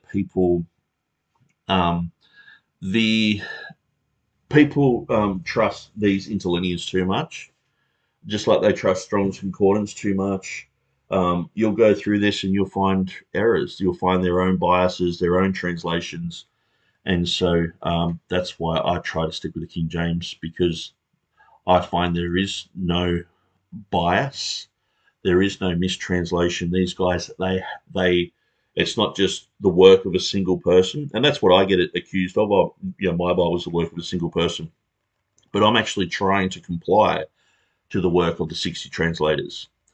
And so, and I do have other people looking and reading and constantly sending me things saying, well, you've worded it this way. Why did you choose that? And showing me examples of, alternative readings and things like that. And that's always helpful. So anyway, I'm rabbit trailing quite a lot here. So let's get back to what we have here. I started realizing there wasn't one TR, there are many TRs, and then I started learning, there's something called textual variances. I mean, my world was shattered for months, and it was a heavy blow. And one of the things that John Beasley was in the same boat, and one of the things that John Beasley and I at City Light are trying to do, and most of the pastors on the staff there grew up that same way, is we're trying to ease the blow so that people don't have to be like we were for the first time. They're sitting down, and it's like, that doesn't read the same. And that's right. I think the other thing I would say about that is it's really important. So ultimately, that whole story, did Stephen Boyce come across a truth that shattered him? No, he came across a false reading. He came across readings that are still Greek, but not good Greek, like the Greek that the King James translators, people like Theodore Beza would have known about that. He needs to, so he wasn't confronted with truth there. That's the whole thing, and it rocked his world. He was confronted with false definitions.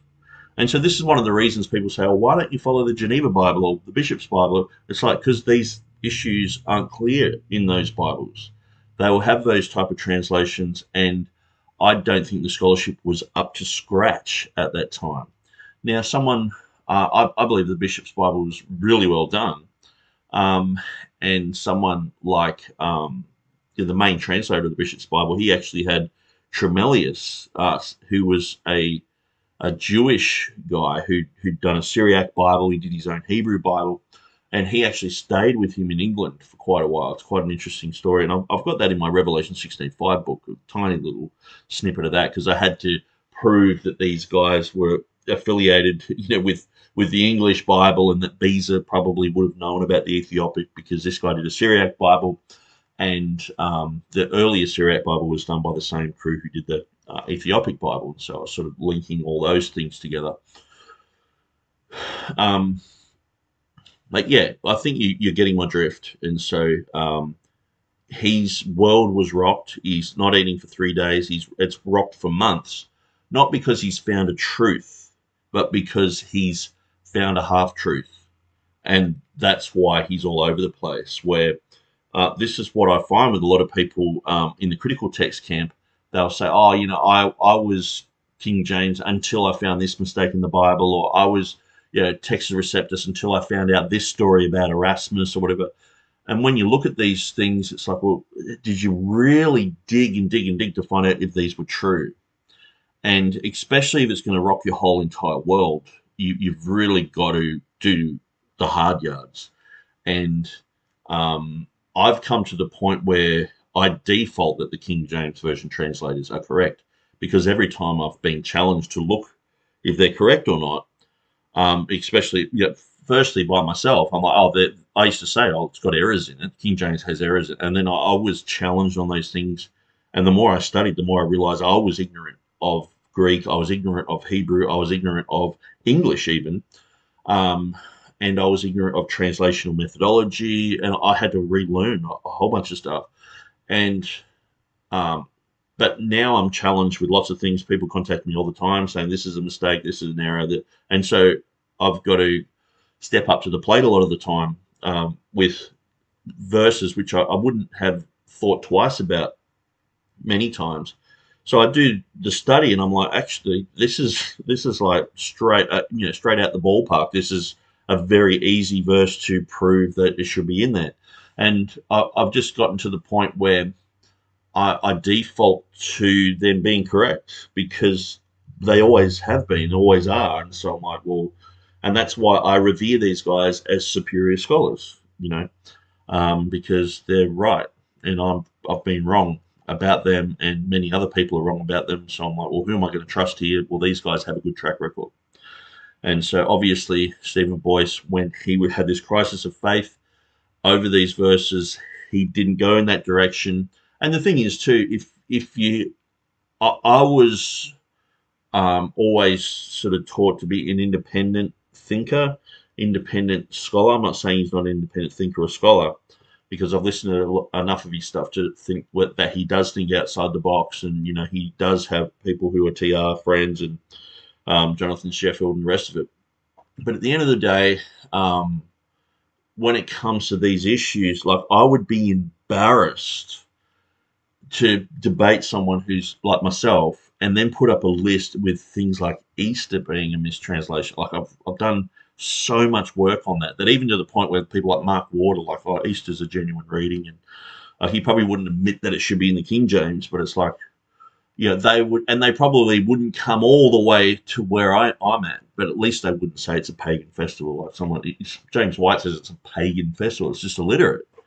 It's just such redundant information. But and so I would be embarrassed to have a list that I'm like, these are the mistakes in the Bible, like unicorn. It's like a rhinoceros. The scientific name for a rhinoceros is Rhinoceros unicornus. It's like any animal that had one horn was called a unicorn, whether that's mythical or real. And so when the King James guys have unicorn, it's like they're talking about a real animal there. The monoceros in the Greek, in the Septuagint, the mono and the seros meaning nose. So anyway, I'm going to continue on here. For pastors not to inculcate a brittle view of the Bible on their people. So I think one of the problems with King James onlyists is they have such a brittle view. Their view of Scripture is so brittle, actually, because everything hangs on their absolute certainty about it. Yep. And I always want to say, are you absolutely certain about the meaning of every passage in the Bible? Of course not.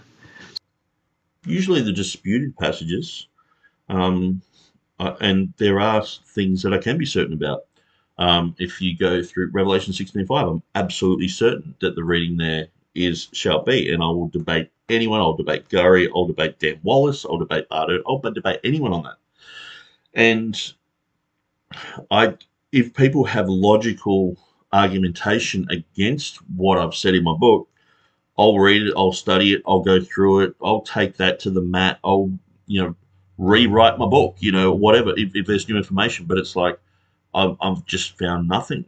I've found that people, I've found, you know, a lot of, thumping the table and a lot of tantrums and a lot of, hey, look over there, there's a rabbit and, other issues, but they're not dealing with what I've actually said or even really looking at the whole thing that I've said isn't my concept, it's Theodore Beza's concept.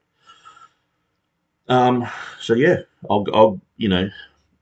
but absolutely there are people who would be in a King James only TR camp who don't know much about these issues, and their world can be rocked if they actually believe these guys, or if they, look at the poor Greek of some of these guys, So yeah, that can shock your world. And so that's why you get people like who say don't go to the Greek, because going to the Greek means going to many times false definitions. If you understand that, vines, like when you get the New King James Version, vines, most of the time, like I'll just open up a random thing here and it'll usually say, like here it says, the RV, the Revised Version, has this. The AV has this, and it will explain why the RV is correct. And so this is a book about the definition of words, of Greek words, and how they're translated into English. But a lot of the time you're seeing the RV says this, the AV says this, and they're belittling the authorized version. So this is basically almost like a revised version dictionary, which is coming against the King James Version. So where did the New King James translators get most of their definitions from? From Vines. And so that's why you see it's not just, oh, that's a TR-based Bible, it's a good Bible. No, many times it's a TR-based Bible with revised version definitions in it. Because it's not just that the Greek text has been changed. There's 2,900 less words in this Allen text. There's 8,000 changes. It's not just that that's been changed or, Westcott and Hort text has been changed. It's the fact that many of the definitions have been retranslated and redefined, I should say. And so there's a redefinition of these words in the modern Bibles. That's why you get monogenies, only begotten becomes unique, to squeeze in the only begotten God into the text, and so that it's like, well, we have to change that everywhere. We can't just change it in that place. So, John 3:16 becomes God so loved the world that he gave his only son, not only begotten son. So just drop the begotten thing, but there's a whole reason why there's begotten there. And, this is part of early debates in the early church. They talk about these things, and so it's a very important thing. But anyway, I'm sort of digressing. I'm going to let these guys continue. So why do I have to be absolutely certain about the text of it in every point, right? Yes. So what we need to be thinking more carefully about is not, do I have absolute certainty, but do I have adequate certainty?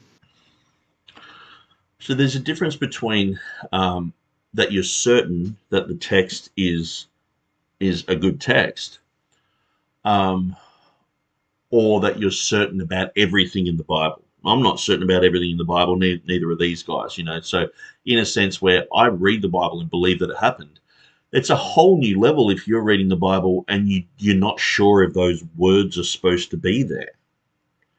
If you're reading along and you're like, actually, should these signs follow those that believe in my name? They'll cast out devils, they'll speak in new tongues, they'll lay hands on the sick, they'll take up any deadly thing, it won't hurt them, they'll drink any deadly thing, it won't hurt them, they'll take up serpents. Should that be in the Bible? When you're reading through that and you're like, I don't know, I'm not certain about it. They're like, good, that's where we want you to be. We want you to not be certain. Because you heard before, he said that he would probably preach on that because it's in a lot of manuscripts. But he won't preach on the woman caught in adultery. So he's setting himself up as his own sort of Bible. Like, I can delete that part, but I'll still preach on that one. But I'll let people know that there's doubt on it and all the rest of it. And that's a lot different than, knowing doctrine and understanding, what's truth and what's not, or knowing parts of the Bible or historical facts of the Bible. I mean, when you read through the ESV and it says, this king reigned for dot, dot, dot years, and they don't even have a number there. I mean, it's ridiculous. But in the King James, it has the number there. And so um, we can be certain about those words. I'm absolutely certain about the words in the text of receptor, Masoretic text that underlies the King James version. So these guys are basically saying that, we don't really know everything in the Bible, so why should we even know really what is the Bible? That's what they're saying. That's what he's just said. Why do we have to be certain? Well, if he actually read the Bible, studied through Proverbs, studied through, Psalm 119, went through how important the words of God are, read and believed Revelation chapter 22, verse 19. And the thing is, too, a lot of the issues about the deity of Christ and the Trinity are attacked in the modern Bible. So, these guys are like, don't preach on things that are variant readings, just leave them. But the thing is, a lot of variant readings occur in places where it's talking about the faithfulness of God's word as well. So don't read them either. It's like, all that the enemy really had to do in the olden days was just create enough manuscripts with variants, and then it's like, oh no, there's 10 variant readings in that verse, so let's just leave that alone. We won't preach it. So he knows the modern church just won't preach that verse. There can be thousands that back it up, but there's a handful that don't read it. Or like Mark chapter 16, he says that he would preach it, but that's very different to most people won't preach that, or they just stop at it. We've been looking at Mike Winger lately. His conclusion, someone like Mike Winger, his conclusion is, he said that James Snap and he'd read Lund and a bunch of other guys, and James Snap straight away did a video showing where he was misrepresented and all the rest of it. But he said, I wish that it was genuine because I don't want to upset anyone. It's like, okay. But then he's sort of like, I don't believe it's genuine, but I would still read it. And it's like the utter confusion. Like this guy, and he did like 100-hour study on it. And all I see when I'm looking at these guys is just total confusion. Just where's the words of God? I don't know. It's just absolute confusion. But they're all 100% certain that the King James Textus Receptus is wrong. And I always tell people when it comes to text criticism, I don't just have enough certainty; I have more than enough. More than enough. But that's partly because I haven't raised the bar the way King James only is, to where it has to be absolute, right? It's all or nothing. It's all or nothing, and I just don't have that view of all or nothing. So once I let that go, once I let go of the all or nothing view, then I actually have a lot of space of what's good enough, and then I find that actually what I have is more than good enough for what I need. Does that make sense? Yeah, So, in a sense, where he's in a place where he can doubt the words of God, and he's quite happy to sit there. But I understand what he's saying is like, okay, he's reading through a text and he can go, well, this word is probably not original. Let's do the homework on it. Okay, we've studied that through. Now I think that it is original because I've done the homework on it, and that increases his faith and all the rest of it. But the thing is, he's a critical text guy, so he's going with the harder readings. He's going with the solecisms. He's going with the genuine readings of Matthew, 1:7 and 1:10 being Asaph and Amos, and totally contradicting the Old Testament and just logic itself. There's no kings who have ever been called that, and so you got these errors that are there, and Bruce Metzger's like, oh, they're errors in the original, and how can you go through the Bible like that and say, well, that's correct? Vaticanus and Sinaiticus have those readings, so they're correct, and I just doubt that these guys are actually really that certain. I think they're just saying that. I just think it's just something that they've grown up with, and they're saying it, they're sprouting it, but it's not really a heartfelt conviction. that all, because they're like, oh, these King James onlys, they have this certainty, it's a blind certainty. No, you can do studies on these things, and well, the thing is, say with that example of Acts chapter 7, verse 20, Stephen Boyce did a study on that, and he didn't study enough. He studied probably just enough to produce doubt in him, because he's getting all these other resources, half the time are written by guys who, aren't KJV friendly. But, and that's what causes the doubt. It's not the certainty of God's words. And so, anyway, I'll just continue. It took a long time to get to that point, and I would actually say, and I can speak for all the leadership at City Light right now, we have a stronger view of Scripture and a more dependable view, where we're not shaken like we don't know what God's word says. Actually, we actually can defend it historically. And so I would say that his former position, where he's rattled by, say, Acts chapter 7, verse 20, was very flimsy. To go, oh, it's a mistake there, and the Greek doesn't say that, and to go through this crisis of faith where he hasn't really even found why the King James guys did that. It's just a mistake, I would say that that's a flimsy foundation. Yes, if there are KJV people out there like that, then that's very flimsy. But obviously he's been influenced by modern text criticism, and also influenced by poor by poor translations, to come to the conclusion that that's an error, instead of going, okay, well, actually these guys have got it right, and the vast majority of other people have got it wrong. And it's very clear to me that when you read through, like I read through before, that's the conclusion you come to. And so it's like these guys have just got this very shallow type of KJV TR thing, which is easily debunked. And so it doesn't take much to push them over the edge there. So they're looking at that saying, well, that's King James only. It's like, or that's TR only, or King James only, whatever they want to label it. And it's like, no, it's way deeper than that. It's do the study, find out what everyone thinks on these verses. Find out what KJV defenders, what TR people think about it. Even people like James Snap, he would probably have an article about that on his website saying, no, well, actually, it's not a mistake. And so you got to think about these things and go through them and weigh up that sort of evidence, not just weighing up the evidence spoken by the James Whites of the world.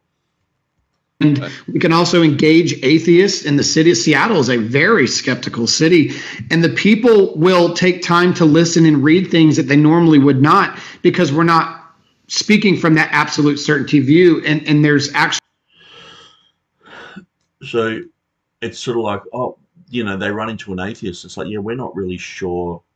That verse probably shouldn't be in there either. Or they're like, oh, the Bible's got mistakes in it. It's like, yes, well, we know where those mistakes are in the Bible, and they're just agreeing with the atheists. So this is the whole thing with James White. Like, he's like, oh, you can, how are you going to debate against the atheists and win the Muslims and all this sort of stuff? It's like, well, by agreeing with them, by agreeing with the Bart Ehrmans of the world and his disciples, and adopting, as if they've got truth. It's just, to me, it's just absolutely bizarre. Reality is being discussed, so it's good that what happens when you have that brittle absolute certainty view, right, is that you kind of have to just ignore certain evidence, right? Of course. Oh well, there. Sure, if you're a very shallow KJV TR believer, but I don't think I've ever ignored any evidence. I've always heard, people have shown me things. I've always studied it out. And usually with the mindset, they're like, well, I've done enough of these studies that usually I come to the conclusion that KJV guys are correct. There was one I thought of yesterday when I was challenged on Acts chapter 9 by James Snap. And he was saying, TR readings, blah, blah, blah. And I actually didn't conclude that. And I was like, hey, hang on, I didn't conclude that. So I really should conclude that and go through that, to the point where I'm like, okay, I can show someone who's doubting those things, someone who is at, where, say, Stephen Boyce was at when he's sort of doubting these words in Acts, where I can go, hey, here's a study on that. And they can read through that and go, yeah, that's a really good argument. And, but I will go through those things. And I find most of the people I know and who follow me on Facebook, they will go through these things too. The guys from Agros Church will do that. Many of these guys are presuppositionalists, but I think, these guys are presuppositionalists as well, where they default now to the King James Bible is wrong. That's where they default, where I'm like, okay, I default to it being right, but I'll still prove that. And even someone like Jeff Riddle, he's a presuppositionalist, but he will still show why.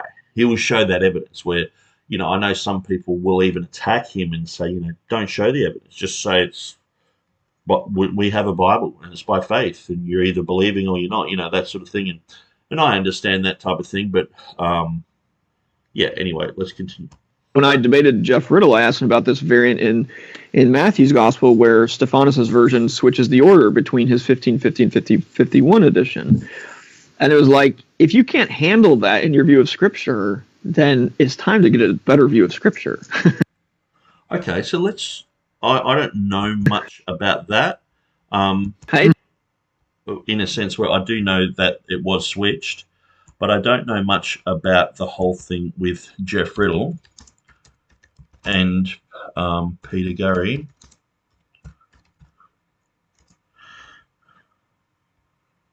Chatting about that. So let's look, let's just look at that and see if that accusation fits Jeff Riddle. Because I know Jeff Riddle, if he was shown that information, and I'm pretty sure that I've got some stuff on my website about it, and I remember it being brought up on the ETC blog, and so that's probably where I got my information and I've elaborated on it. But did Jeff Riddle just ignore that information? That's sort of what he was saying. Like, you have to deal with this information. I remember debating Jeff Riddle and I brought that up. You have to deal with that. It's like, well, let's see if he did. Okay, so Stylos. Okay, follow-up. Interactions. Okay, so let's type in Stephanus. Hopefully that's the way he says it. Stephanus, actually, I'll type in 1551.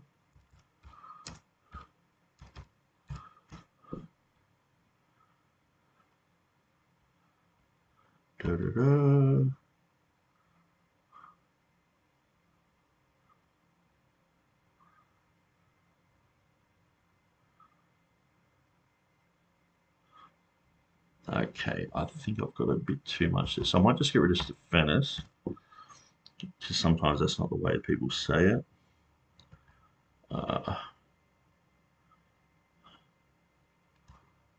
Okay, look, I'll just go to Jeff Riddle's page anyway. Hopefully there's something there that I can find.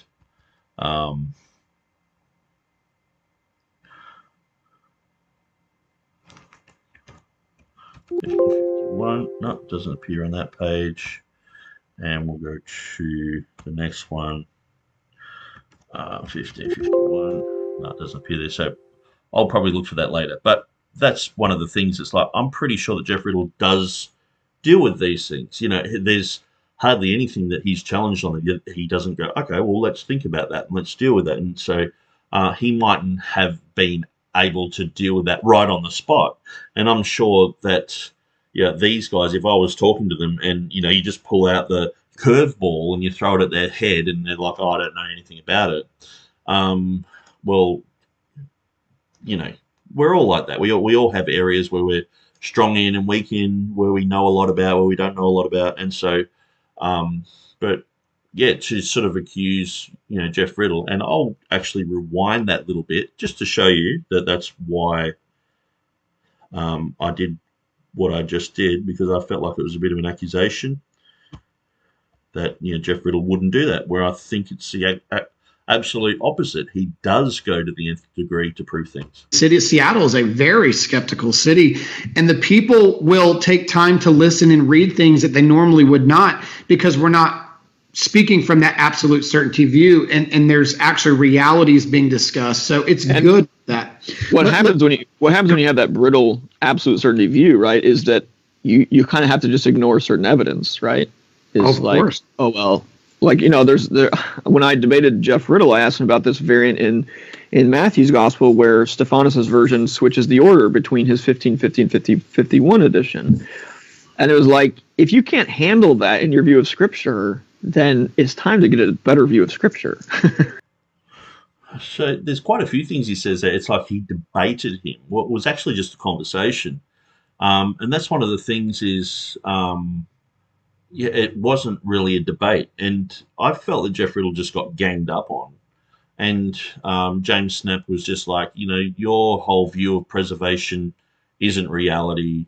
Where was the Bible here and there? And just kept going, Westminster Confession of Faith, presuppositionalism, and just was coming against those sort of things. But one thing that they were certain of was the TR and the KJV was wrong. And so I just, Gurry saying this stuff about Riddle, if you can't handle that, then you need another, type of textual criticism or bibliology. And it's like, no, he does go to the nth degree to work these things out. And so what I might just quickly do, I'll just show you Peter Gurry's ETC blog.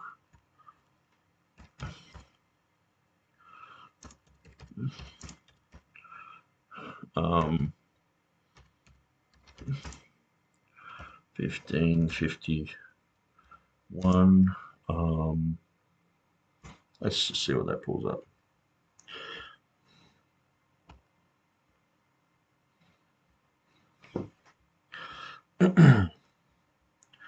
Okay, so let's search for Matthew. Oops.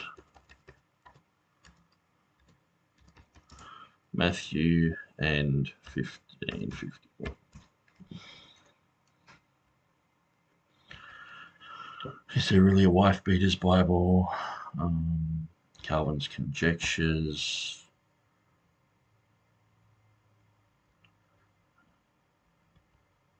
Okay, so I probably should just stop searching for that. I can't even find it on his one. So let's just move on. Hey, you don't need to throw the Bible out. You need to throw your very bad view of the Bible out. Yeah, right? That's right. Absolutely. I agree 100%. Let's move into another section. There's this tension. Bentley came to a statement you quoted on page 195 in the book, Peter, and you mentioned he had said something along the lines of, and you concluded, the cause of the problem can supply us with the solution, meaning the problem is we have a lot of manuscripts, which means we have a lot of variances, but that's also part of the solution. But there's a tension with that too, because I think it was, I'm trying to remember who wrote the section, but there was a statement earlier in the book that basically more manuscripts isn't always a good thing, can mean more problems. That might have been chapter 2 or 3 in the book. Right. I think it was Peterson that wrote that. And so there's this tension of more isn't always better. It can mean more problems. But at the same time, the problem can also present solutions. How do we deal with that tension of having a lot of manuscripts? Yeah, that's a good question. So the first thing to say is part of Jacob's argument in his chapter is that more is not always better because you may just have more of the same. So in that sense, if we discover a new 15th century manuscript and it looks like 100 other 15th century manuscripts, great. That's certainly great news, and we're excited, right? I don't want to downplay it. But text critically, it's not like, oh, that new 15th century manuscript is now going to, confirm that we have the original text, whereas before we were completely uncertain about it, right? It's not like that. So yes, we can get very excited about new discoveries, and we do, but it's not like every new discovery suddenly now finally we have. But pretty much it doesn't matter if they find anything outside of Vaticanus and Sinaiticus. If they find another 1,000 manuscripts that have the last 12 verses of Mark, they're still going to place doubt on, because Vaticanus and Sinaiticus. So these findings are nothing. The embarrassment of riches that Wallace talks about is what he should do is, and pastors say, oh, we have all these manuscripts, we have 5,500 manuscripts. It's an embarrassment of riches and all this. What they should really say is we have two manuscripts that are old, and we go with them. And sometimes the other manuscripts back it up, but a vast majority of the times they don't when it comes to these contested readings. And so we have these two, and they're old. They're sort of like, maybe 350 to 400 AD. That's what they should say. Where, he's like, oh, we found a manuscript. It's exciting, but and all that sort of stuff. No, that they don't. They're not really caring about that manuscript. That manuscript just gets put into the pile of majority text, Byzantine text. It just gets regulated to an M footnote or a BYZ footnote, and it's just like, okay, that's number 1618 against Sinaiticus and Vaticanus. And so it doesn't matter if they've got 5,000 against Sinaiticus and Vaticanus, 10,000, 20,000. It doesn't matter how many they're going to find. Sinaiticus and Vaticanus are their darlings, and they're going to run with it. Have what we needed all along, right? No, we have, friends, we have more than enough. If we just didn't discover another new manuscript for the rest of human history, we'd have plenty to work with, right? Because those manuscripts don't mean anything anymore to them. They have Vaticanus, they have Sinaiticus. They're only really happy if they find something that has a quirky reading in it that backs up Vaticanus or Sinaiticus, or has something strange in it. So then they can write a book on it and make a bit of money, or create a controversy, or put it in a marginal note that this 616 is a reading apparently in somewhere, and obviously, look, I'm not saying this about absolutely everyone. Some people just love antiquities. They love to look at manuscripts. They love to look at old art. They love Byzantine art. There's a whole marketplace for Byzantine art. We had a guy a couple of years ago. He specializes in Byzantine manuscript art, and he was talking just in Byron Bay here in Bangalore. And but yeah, there's a whole market for all that, and looking at the letters and looking at how things are transmitted and all the rest of it.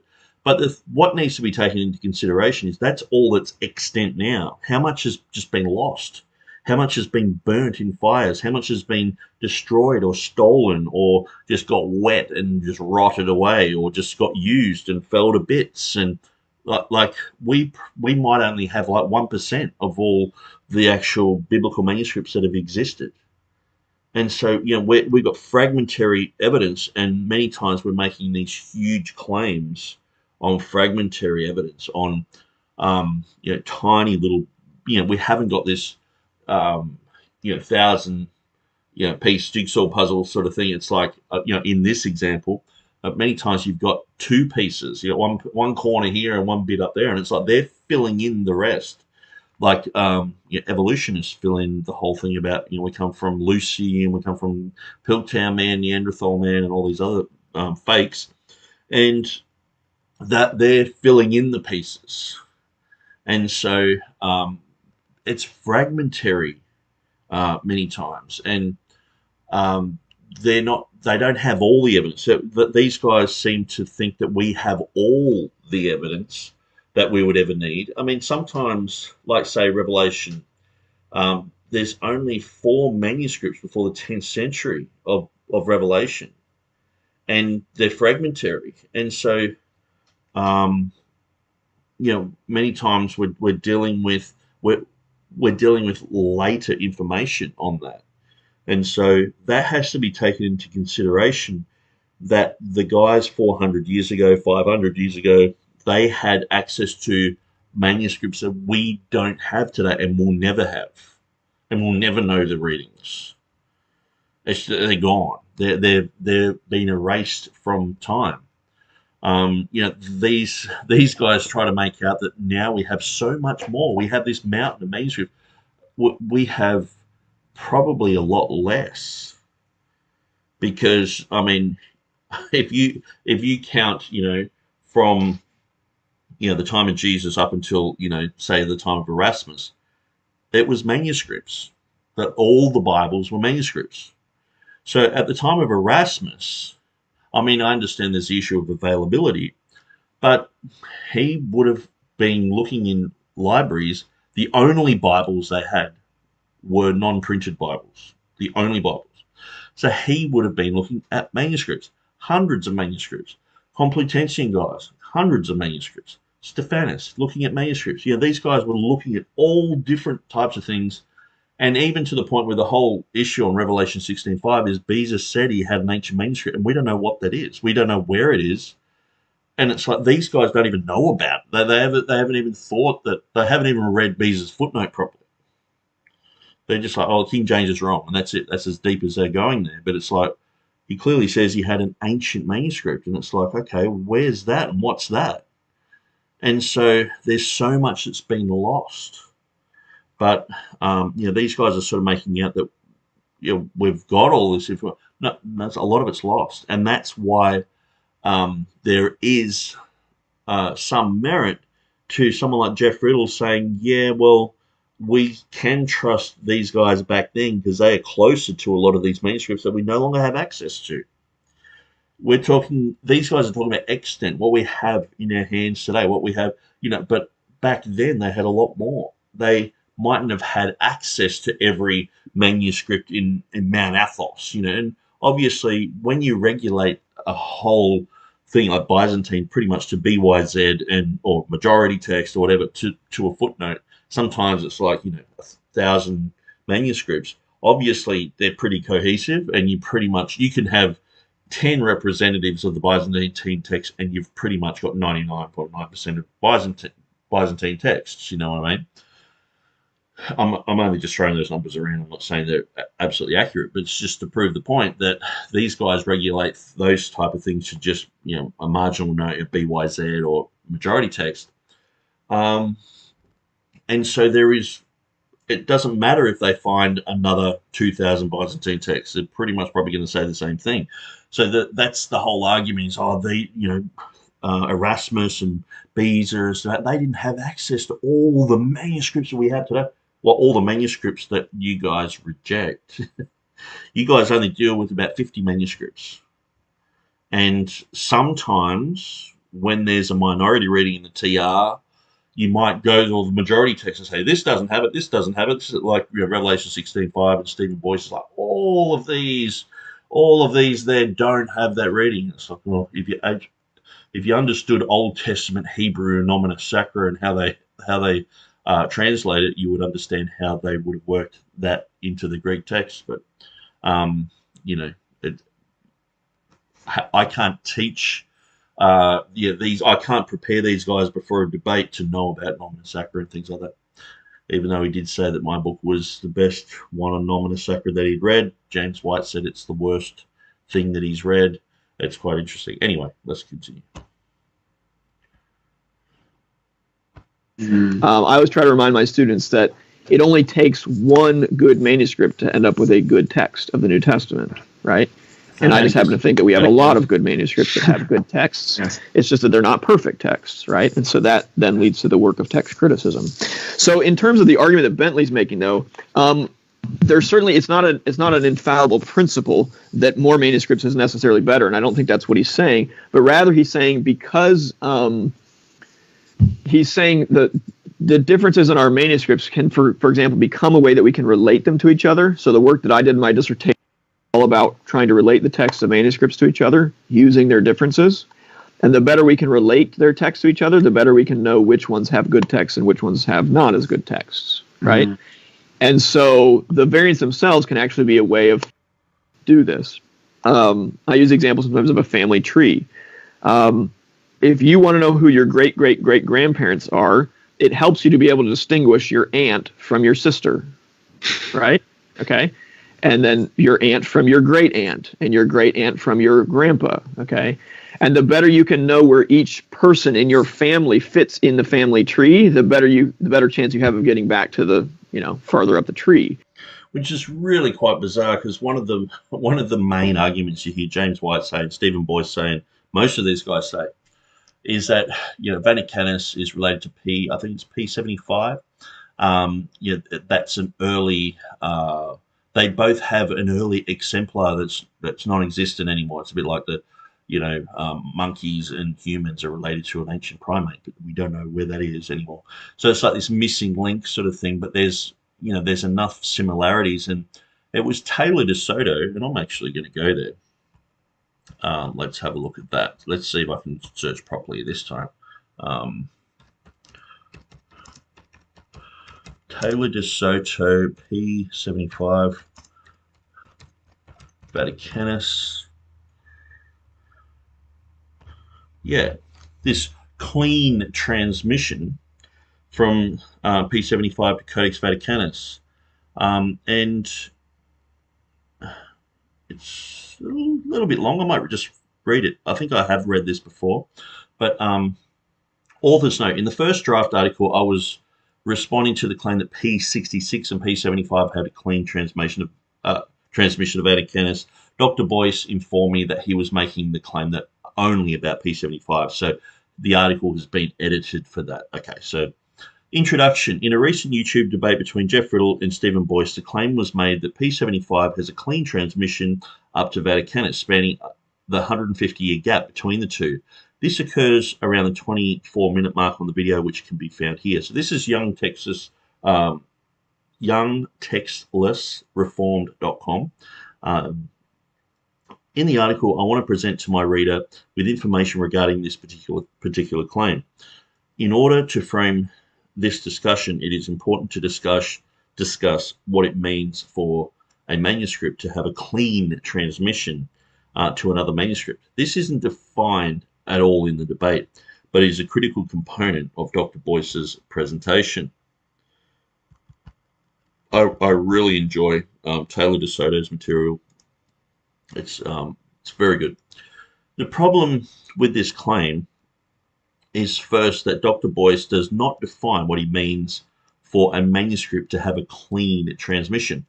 Scholars have defined varying levels of agreement between manuscripts, however. A metric used by textual scholars called pre-genealogical coherence is likely the closest thing that we can look at to determine whether or not two manuscripts share a clean transmission from one to the other. It seems to be the best metric that can be used. So I'll take a pre-genealogical coherence as my baseline for the analysis within this article. Prior to presenting these numbers, it may be valuable for my reader to understand what this metric is actually describing. Pre-genealogical coherence is defined by Peter Gurry and Tommy Wasserman. So this is very relevant to our video. So Tommy Wasserman has written a book with Peter Gurry. So they define it as, the number of shared readings between any two texts constitutes their pre-genealogical coherence.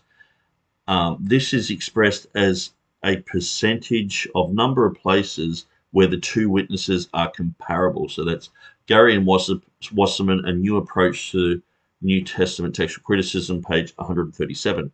According to Gurry and Wasserman, 78% pre-genealogical coherence serves as sort of a baseline or a cutoff point in determining whether or not two manuscripts should even be considered as relatives to one another.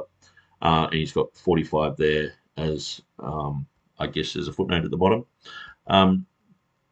Using this, I'll just highlight that. It's easy to read because I'm on a bit of an angle here, so I've got my camera. That's why I'm always bobbing down like that. Using this as a basis for my analysis, if two manuscripts have less than 78% coherence, it is very likely they are not directly related. While this is not an absolute science or definitive, it does give us a lot of information when determining if there is a clean transmission between two manuscripts. Now, the challenging component of this discussion is determining where the threshold is for what can be considered a clean transmission. Do we say 85% qualifies as clean, or should we expect closer to 95%? If a scribe generally copies accurately, is a 22% difference evidence of a clean transmission, or does it tell us that there is likely another manuscript used that can account for the difference? A new development in modern textual criticism informs us that we should generally trust that the scribes copied carefully. Okay, so 1, scribes typically copy their sources with fidelity so that ancestors and descendants are closely related. Number 2, when scribes diverge from their primary source, it is more often because they have access to another source. So taking into consideration this axiom, it is reasonable to try and make some determinations as to whether P75 and Codex Vaticanus have a clean transmission between them. I'll be looking at the pre-genealogical coherence of P66, P75, and Vaticanus below. So let's have a look at his information. Using the INTF manuscript clusters tool for John, we see that P66 has a 59.9 pre-genealogical coherence with P75 and 51% with Codex Vaticanus in the places compared. And P75 has a 79.1 pre-genealogical coherence with Codex Vaticanus in the places compared. This tells us that comparisons between P66 and Codex Vaticanus are not particularly relevant if we are trying to make the case that there is a clean transmission between the two. P75 is better, though if our objective is establishing a clean transmission between P75 and 03, we have to say that 79.1 pre-genealogical coherence is strong enough to make this judgment. If we take into account that relationships with less than 78% are considered irrelevant for this analysis, the initial data does not bode well for Dr. Boyce's case. Conclusion. Now, this is where my reader will have to think for themselves. Is Dr. Boyce justified in saying there is a clean transmission between P75 and Codex Vaticanus? We can easily dismiss the claim between P66 and Vaticanus with 51% pre-genealogical coherence. These two manuscripts agree in roughly the same places they disagree. In the case of P75, there is a 21% difference in the places compared. If we assume the scribe of Vaticanus copied carefully, it seems more reasonable to say that he had access to other sources rather than saying he made errors in 21% of the places he copied. The simple conclusion is that no, there was not a clean transmission between P75 and Vaticanus. In other words, there are missing pieces to this puzzle, and we don't have those pieces. Now, to give my reader a picture of this in perspective, imagine a puzzle that takes up the size of a coffee table. Now, imagine 22% of those pieces are either missing or belong to another puzzle. It is possible that the scribe of Vaticanus had access to P66 or P75, but our data does not tell us that these were the only two sources used, if they were used at all. It is possible that Vaticanus shares a clean transmission with some other manuscripts, but it is not responsible to say that those manuscripts are P66 or P75. According to Dr. Boyce in his opening presentation, we should be guided by what the evidence says. In this case, it does not appear that the evidence agrees with the claim made by Dr. Boyce in his debate with Jeff Riddle that P75 has a clean transmission up to Codex Vaticanus. There are simply too many pieces unaccounted for to reasonably make this claim. Now, I'm just going to have a look and see if there's any comments below there. Okay, so Stephen Boyce commented on that. To be clear, I never stated the relationship between P76 and B. The clean transmission. Oops, I accidentally hid a message by Helge Evanson. Sorry about that. I was just tapping on my phone there and it deleted a message. So sorry about that. That was at 10:52, which was 1 minute ago. And yeah, if I've actually I've deleted all your messages. That's what I've done. I'll undelete them. Sorry. So yeah, Stephen Boyce is saying the clean transmission statement was made of P75 and B. I mentioned P66 being important and early, but that was about it. The stats are interesting just the same. Thanks for sharing. And so he said he edited the article. Then Stephen Avery, who often comments on all these things, reconsidering the place of the papyrus Bodmer of P75 in the textual criticism of the New Testament. So Brett Nongbury, in his academia article, he has Papyrus Bodmer or P75. The evidence gathered in the present essay calls these conclusions into question by showing that both paleographically and codicologically, it fits comfortably with a 4th century context, along with the bulk of other Bodmer papyri with which it was apparently discovered. This is enough to discard the clean stream or muddy puddle claim. And there is more discussion on the Facebook group Texas Receptors Academy. That's the one that I run. And so sometimes I even forget that we've even talked about this sort of stuff, but apparently we have. John Bradshaw said, I had not heard of the pre-genealogical coherence before reading this article, but as soon as I started to understand the argument being used, it reminded me of the argument to say that because we have 60% of our genes for protein in common with a mouse and 40% in common with a fruit fly, then it shows we must be related. Pooey.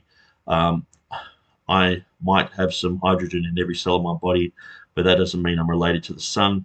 Seems to me that if a person believes in pre-genealogical coherence, then I have a piece of real estate on Mars. I'd like to sell them at a bargain price, of course. And so Taylor DeSoto says, interestingly enough, I read a huge dissertation by a biology PhD critiquing the CBGM. There is definitely a crossover. Okay, that's very interesting. So let's get back to our video here. But I think that goes to show that, James White's like, Vaticanus and P75, there's just this, it just shows you they're related, and Peter Gurry's like, it's good to know that who you're related to, your aunt or your uncle, so you can choose, who you really, or who you're not related to, and who is your aunt and who is your uncle and all this sort of stuff. This type of thing was floating around about the time of Westcott and Horton. Dean John William Burgon, he actually made the statement that the manuscripts are like a graveyard of unmarked graves. And so there's no tombstone saying this person lived from this date to this date. You're just digging up a skeleton. And how do you know that's related to this other person? How do you know that that's their uncle or cousin? Or how do you know that people buried next to each other are even related at all? And so he said it's like looking at a whole bunch of unmarked graves. You can't tell who's related to who. Now, I think with the technology that we have today, it doesn't get utilized enough. If I had $1 billion to do a project like this, what I would do is I would do scientific testing on all these manuscripts, all the papyri, Vaticanus, Sinaiticus, and a lot of the important ones, Codex Beza, even a lot of the Latin manuscripts. And what I would do is I would test, do certain testing on, the skins of the animals, and I would probably be able to trace where these animals came from, how old the skins are, even to the, you can sort of get to the point where okay, well that's antelope skin or that's sheep skin or whatever, but then getting to the point where where certain inks have been made, because there's certain types of different dirt around the world, and they can test the ink and they can test what's in those inks, and then also photographing all the manuscripts, but also putting every manuscript letter into its own category, so you can use computers to identify handwriting. So you can see if someone on Mount Athos has made 100 manuscripts, or he's got all the same handwriting, and so that would help as well. Dating methods and things like that. And so I think a lot of this stuff, most of the time, people are relying on paleography and just looking at handwriting, and are letters uncials or minuscules, and so they're looking at these things and saying, that they're dating things like that. Where I think it would, there's so much new science that's come out that they need to utilize that. We're just sort of getting to the point where we're taking photographs of it, which is great, but I think that there's a whole field that needs to be tapped into, and it's only going to get better. The forensics is going to get better, and so. But I think that needs to be done by believing people. I wouldn't trust it with the world. I wouldn't trust it with Bart Ehrman and these other guys. So anyway, I've rabbit trailed a fair bit. Let's let these guys continue.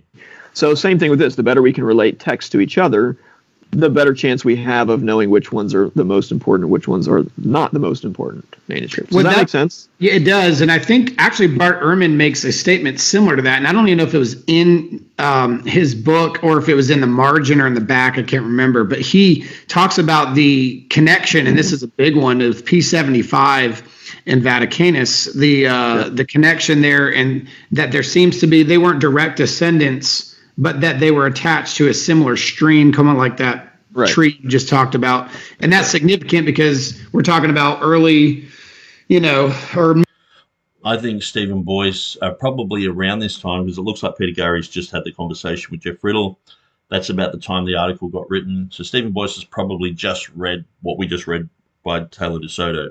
So he's sort of like got that argument, and he's like, it's not really as good as I said. So anyway. Mid 4th century with Vaticanus and 175 to 200 for P75.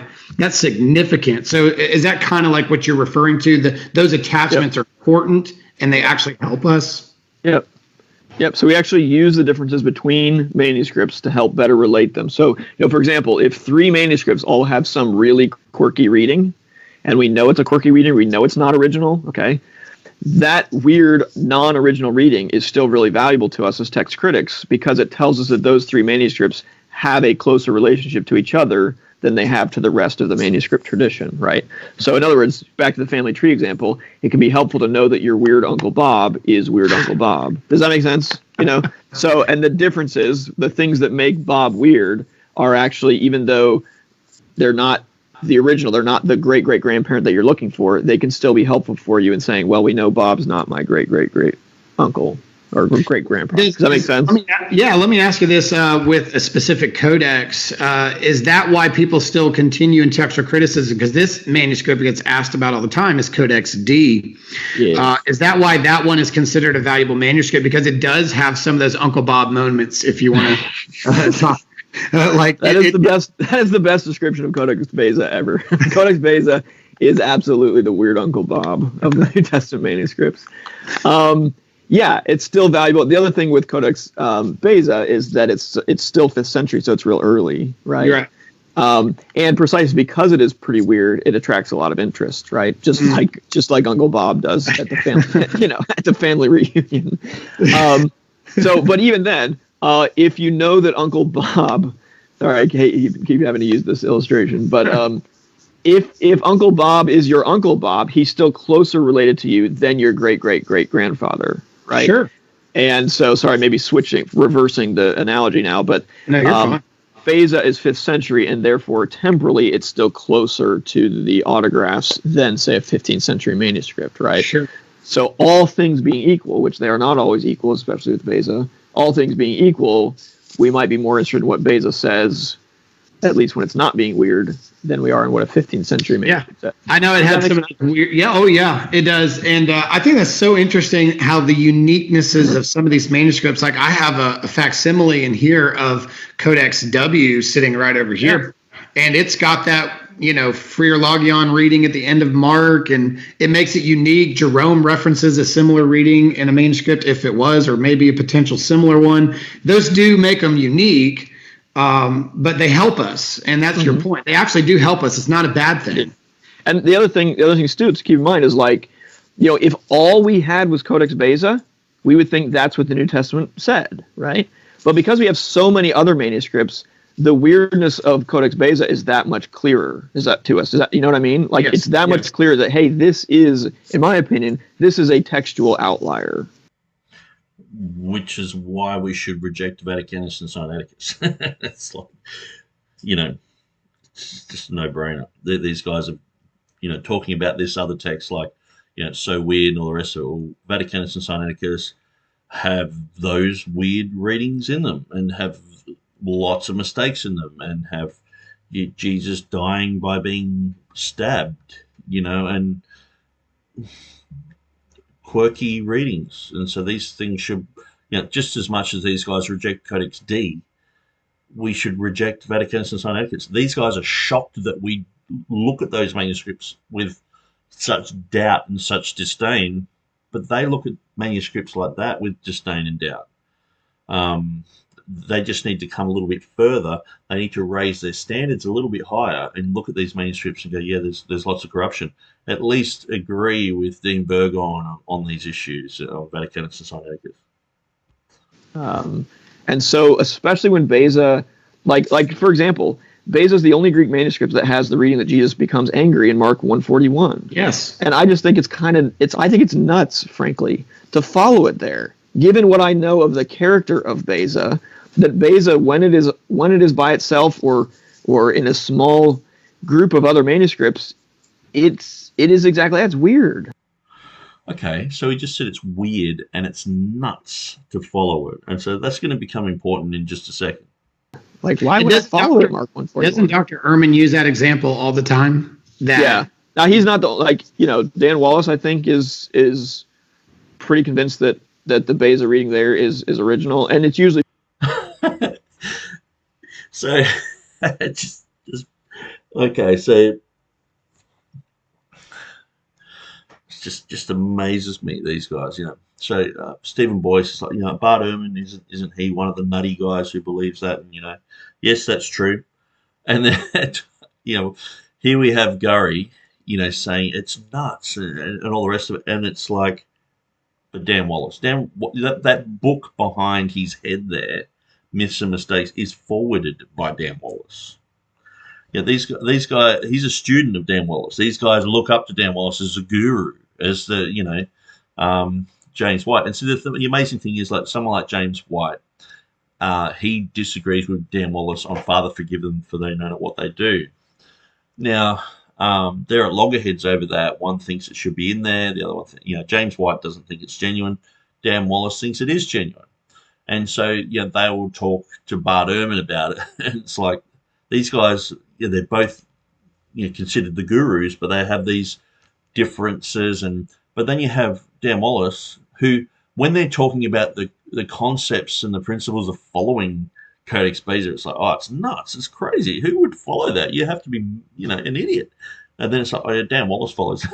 It's just like they're just calling Dan Wallace an idiot, and it just amazes me, For internal reasons. It's usually because they, think, well, no scribe would create the reading that Jesus got angry there.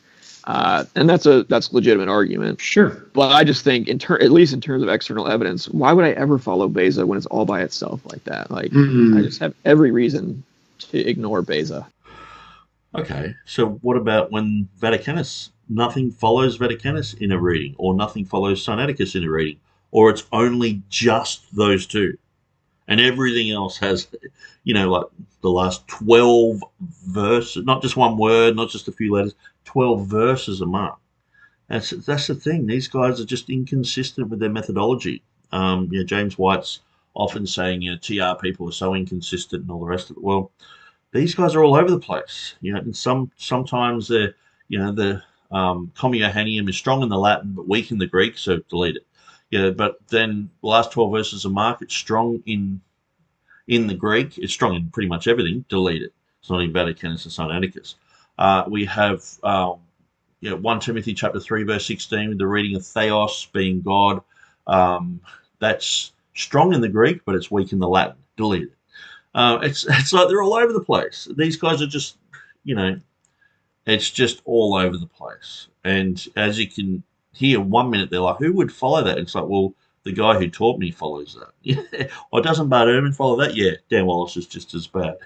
It's like, what a mess. What a mess. And so that's why it's quite interesting going through these videos, slowing them down, listening to exactly what they're saying. And, I've listened to this once, but just going through this again over and over, there's gold in here. It's like, that's gold. To just be like, who would follow that? What sort of idiot would do that? It's like, oh, Dan Wallace.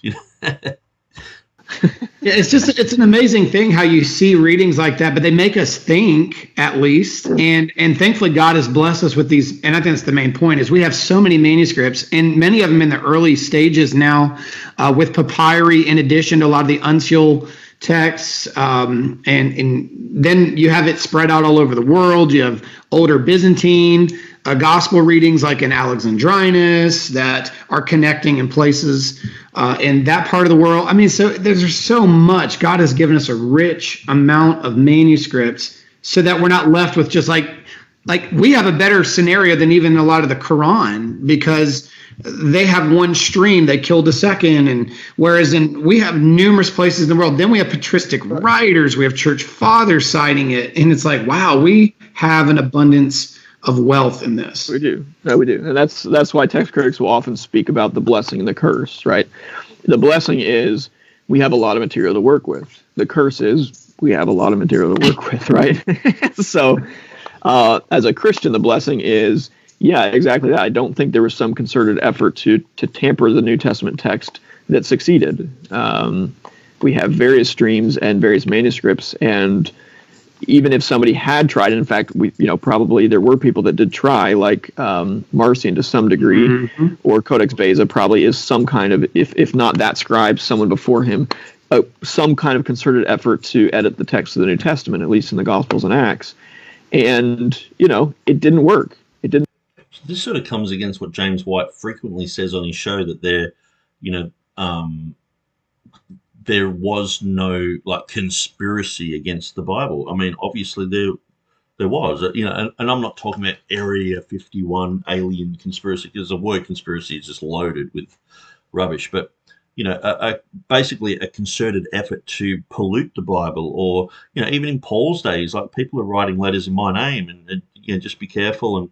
And there were people who corrupted the Word of God, and they were diluting the word, they were changing things, they were morphing things, and then we have Marcion, and so this sort of goes against the apologetics of someone like James White, who is sort of thinking that the scribes just had a bad day and it got dark and they fell asleep and they were copying things out,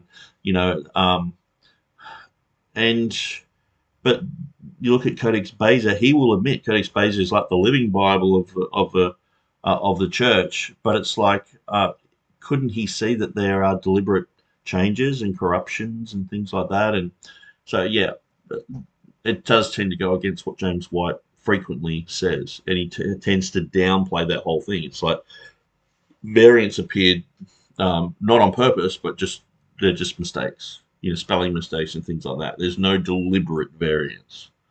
Didn't succeed. It failed. Yeah, and Timothy Mitchell got into some good points about that in our interview, and he brought up some excellent thoughts to consider about how churches easily detected tampering that way. And he gave an example with Jerome and something that he did in the Psalms that somebody picked up on pretty quickly that was tampered with. And since we're on textual variants, let's hit a couple. So I think it was in Jonah actually that happened. But one of the things is, so here we have riots because of a change in just one word in the Old Testament. So how did all these churches across the world all of a sudden just accept the Byzantine text without riots, without people even talking about it? Because apparently everyone was sort of reading the critical type of text, the Vatican Sinaiticus type of text, and then all of a sudden the Byzantine text turns up in the 4th century everywhere, and people are just like, yeah, we accept that now. I mean, you look even in English Bibles, they bring out the Revised Version. There's Burgon writing about it, Hoskier writing about it, Miller writing about it. Like, there's books, and the more of those that have come out, it's ballooned into a huge market of writing against these modern versions.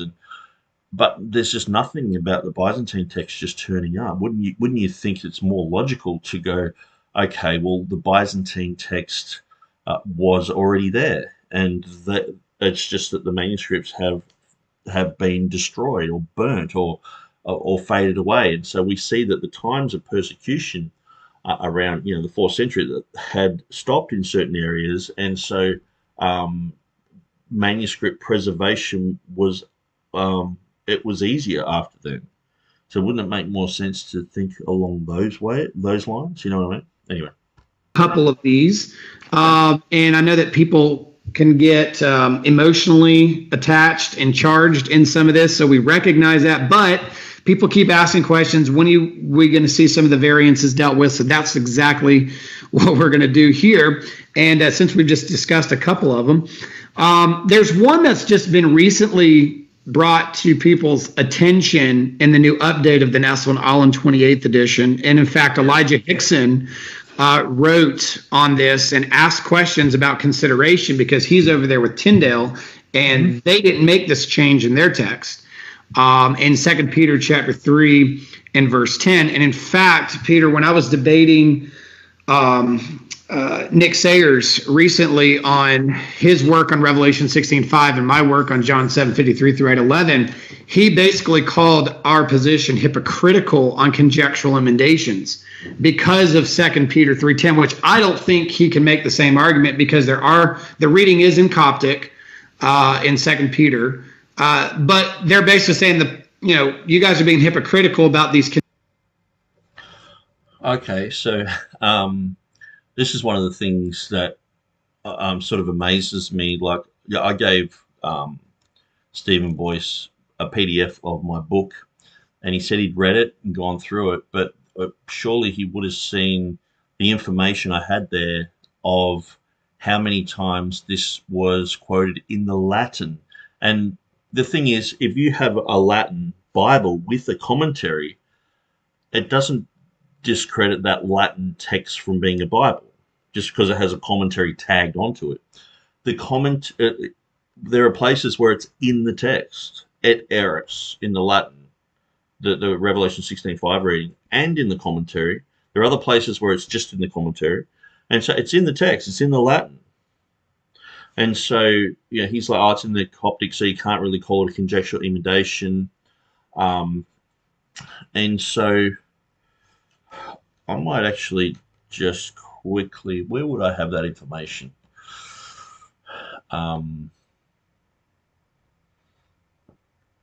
Anyway, I'll let Stephen continue while I think about that. Conjectural emendations in the TR, but you have them in your new editions. And that's one of the reasons, actually, Elijah wrote that article or that blog that he did to say, we need to reconsider this. What do you think? Here's the evidence. What's your thoughts about the new update on the Nassau and Allen 28th with that 2 Peter 3 reading?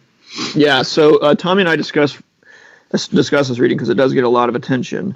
And in some ways, it's a real significant change because it's a conjecture of sorts. Right? You can debate whether it's a full conjecture or not, but that just depends on your definition of conjecture. Sure. But Tommy and I looked at the CBGM evidence, the coherence-based genealogical method, in our book, and we concluded that the evidence from that doesn't actually support the conjecture.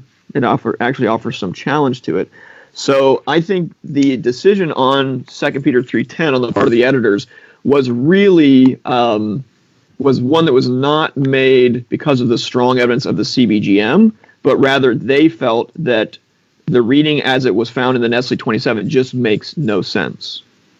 They were so convinced that it makes no sense. Not correct. What's the reading difference? It's the word not. Yeah, so the Nestle 27 says something like, the earth and all her works will be found on the day of the Lord. Okay, speaking about the day of the Lord. And so the word there, will be found, in Greek, is a strange word to use there. And that's probably why you find the variants in other manuscripts that are things like, the earth and all her works will be burned up, because that's what's been said earlier in the context of 2 Peter 3. And so something like burned up does make a lot more sense. Well, if you add the word not before found, then it also makes a lot more sense, because if the earth is going to be burned up, there's going to be this big conflagration, and the world is going to be purified in some sense, so it's not even recognizable because of all the evil is gone. Then it makes sense to say the earth and all her works, that is her evil works, will not be found, right? After that purification, that purging process has happened, okay?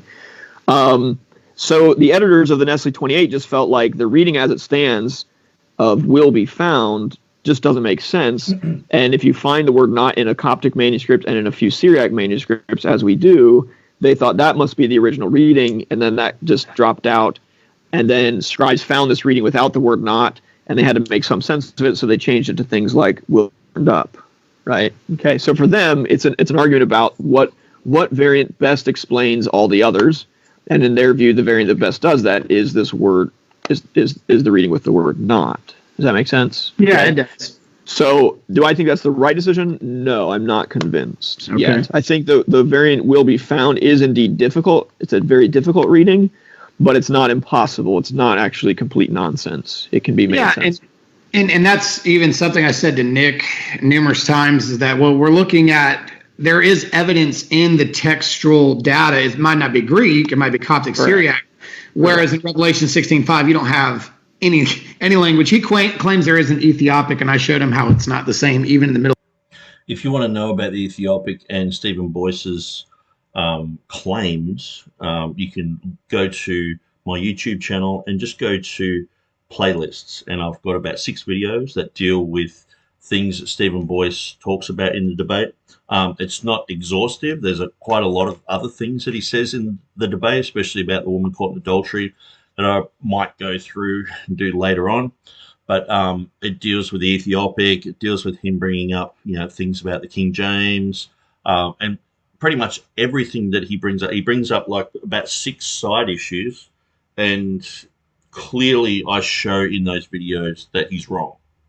And if anyone can disprove me, if Stephen can disprove me, if Peter Gurry or anyone in academia, Jan Kranz, if these guys can disprove what I'm saying, that's great. I'll listen to it. I'll study it through. I'll stand corrected. I'll do a video of apology and say, look, I'm really sorry, guys, I got it wrong. But it just seems like these guys won't. They're not going to ever admit that they're wrong. It's just, to me, it's just pride. But I'm getting really used to that. One of the things that Jan Kranz says in his book, Beyond What Is Written, which also has a lot of errors in it and things like that, but he talks about conjectural emendation, because a lot of text critics, they don't really define it quite well. And in my book, in Revelation 16:5, I go through how Metzger and Ehrman define conjectural emendation. That's different to how, say, someone like James White, he says Revelation 16:5 is a conjectural emendation because the reading doesn't appear in the Greek, but he didn't do his homework and find it in the Latin, like I did, and also in the Ethiopic. He actually says in a footnote that it's not in the Ethiopic, and that's where I found it, in the 1549 Ethiopic. Then he tries to belittle that and say, why would you go to an Ethiopic? It's like, well, why does the Nestle Alem United Bible Society 28th edition go to the Ethiopic? Or why does any editions, I should say, go to the Ethiopic? They go to that same source. I'm just showing you that it is part of evidence, and it's like, just fight against that evidence, and that's not important evidence, and that's silly evidence. It's like, these guys can have a Coptic evidence. And the amazing thing is, I think if I actually hadn't written the book on Revelation 16:5, when James White challenged me to do so, I don't think that this whole issue of 2 Peter chapter 3 verse 10 would even be an issue. I don't think it would be on Hickson's radar or Gurry's radar or Boyce's radar.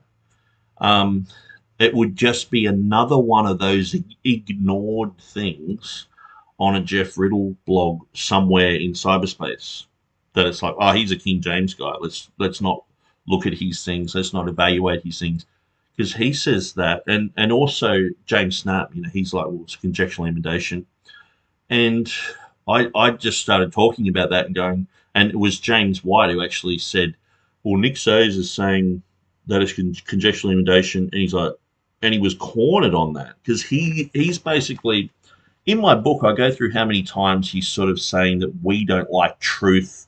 We are pretty much, we're not really saved. Let me just read a little bit of that. He talks about Revelation 16:5 here. If you want to read my book, if you can't afford my book, it's on Amazon. Just text me and I can send you a PDF of it.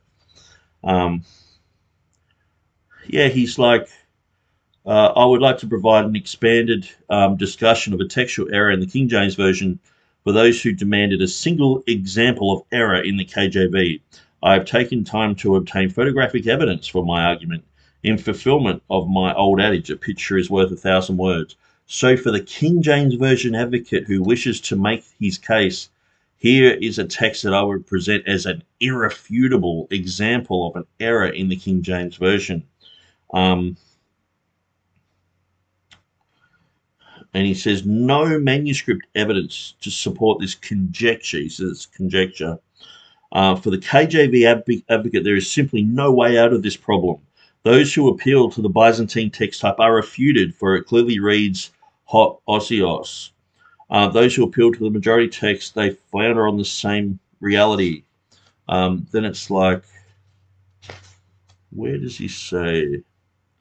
So how does the AV defender respond to the documentation that the King James Version contains a reading created out of the mind of Theodore Beza, one unknown to the ancient church, unknown to all Christians until the end of the 16th century? John did not write "and shall be." He wrote, "O Holy One." This is the united testimony of all relevant historical information. Listen to this. To deny this is to engage in the most egregious form of irrational thought. It is not faith to deny reality. It is deception. Thankfully, there isn't the slightest doubt to what John wrote here, and only a misguided dedication to a human tradition would cause anyone to believe otherwise. Christians are people of truth. I truly exhort any KJV-only advocate to seriously consider this text, to examine the documentation provided, and to recognize King James onlyism for what it is, an unfounded tradition that flies in the face of truth. That's like, it's harsh words against believing in a conjectural emendation. But the Nestle-Aland United Bible Society text has a conjectural emendation. It's like people were reading this book going, yeah, these stupid King James, Nestle-Aland, the text, the Greek text that they're telling us we need to go to, has a more pure conjectural emendation. Because in my book, I prove that the reading of hoosios is a type of nomina sacra, and that it's a name, it's a noun phrase. The one who was and is and shall be is basically Jehovah expanded. It's the past, the present, and the future. It's related also to I am. I was, I am, and I will be. And so these things, you've got basically two parts of the name. The last part has holy written over it because it's such a large name. How are you going to put nomina sacra there? What, put a line above it and just the beginning and the end? No, it would cause problems. So they put holy there, which is, if you know anything about Old Testament textual criticism, which I don't think Stephen Boyce knew anything about until he actually looked through my book, and by the sounds of it, he hasn't even read it properly. You would know that this is quite a normal thing in the Old Testament. When you're going into different, Syriac, when you're going into, and I provide all these examples in my book. And so, anyway, so I just thought I'd point that out. That here's James White, like these conjectural emendations, they're so bad. We're supposed to be people of truth. King James Version only are the most irrational people. How can these people be so dumb to do this? Okay, so let's turn the tables around. So the Nestle-Aland United Bible Society guys who have introduced this conjecture are irrational. Let's put them in there. let's read that, but with them in mind. So how does the NA28 defender respond to the documentation that this was created out of the mind of the Nestle-Aland United Bible Society compilers? One unknown to the ancient church, unknown to all Christians until the Nestle-Aland United Bible Society text came out in, was it 2013? John, who would it be? It would be Peter. Peter didn't write not. This is a united testimony of all relevant historical information. To deny this is to engage in the most egregious form of irrational thought. It is not faith to deny reality, it is deception. Thankfully, there isn't the slightest doubt to what Peter wrote here, and only a misguided dedication to a human tradition would cause anyone to believe otherwise. Christians are people of truth. I truly exhort any Ness or Allen United Bible Society text advocate to seriously consider this text, to examine the documentation provided, and to recognize the Ness or Allen United Bible Society text for what it is, an unfounded tradition that flies in the face of truth. It's just... So anyway, Jan Kranz, he, I don't agree with him, but he says some pretty interesting things. And this was interesting. He says, in this period, emendation, the adoption of alternative readings, was done in two distinct ways, depending on the way these readings were found. They could either be derived from manuscripts or be arrived at by rational argument. Hence, the distinction was made between emendatio codice ope, emendation by means of manuscripts, and emendatio ingenii ope, emendation by means of reasoning. So we might have, and this is where we look at, say, Luke 2:22. So we see that, the reading that it just doesn't make any logical sense to think that Jesus or Joseph needed to be purified according to the manner of the purification of women who have given childbirth. It's just ridiculous. So there's reasoning there behind that emendation. But the thing is, we're looking at, say Revelation 16:5. It's like, there's no manuscripts to back it up. If you go through my book, I show you the evidence that does back it up, the early church writings and things like that. Was it Beatus of Libana, Hamo Habastadensis, and the Ethiopic, and so that. But also, if you read my book and understand about the Nomina Sacra, you would realize that you can't say the word Jesus isn't the majority reading in Matthew 1:1, even though it has a Nomina Sacra where it just has the iota and the upsilon and a line above it, which is Nomina Sacra. If you understand that it's Nomina Sacra, that the most holy name of God, Jehovah, is expanded in Revelation 16:5, and it is different to the four other triadic declarations, that it is holy. Someone wrote holy there, and that has become in the tradition. And then taking into consideration there's only 4 manuscripts that exist of Revelation before the 10th century, you have to take these things into consideration. The Byzantine Church, they were rubber stamping texts, sort of thing, you know what I mean? And so anyway, I think I might just back it up a tiny little bit, because I don't want to miss what's being said here, because it does deal with me and conjectural emendation. But the thing is, this is one thing I wanted to get across, is if I hadn't written about that in my book, and it hadn't been, Elijah Hickson wasn't arguing with me on Facebook and all that, it probably wouldn't have become an issue on the ETC blog. It probably wouldn't really be known.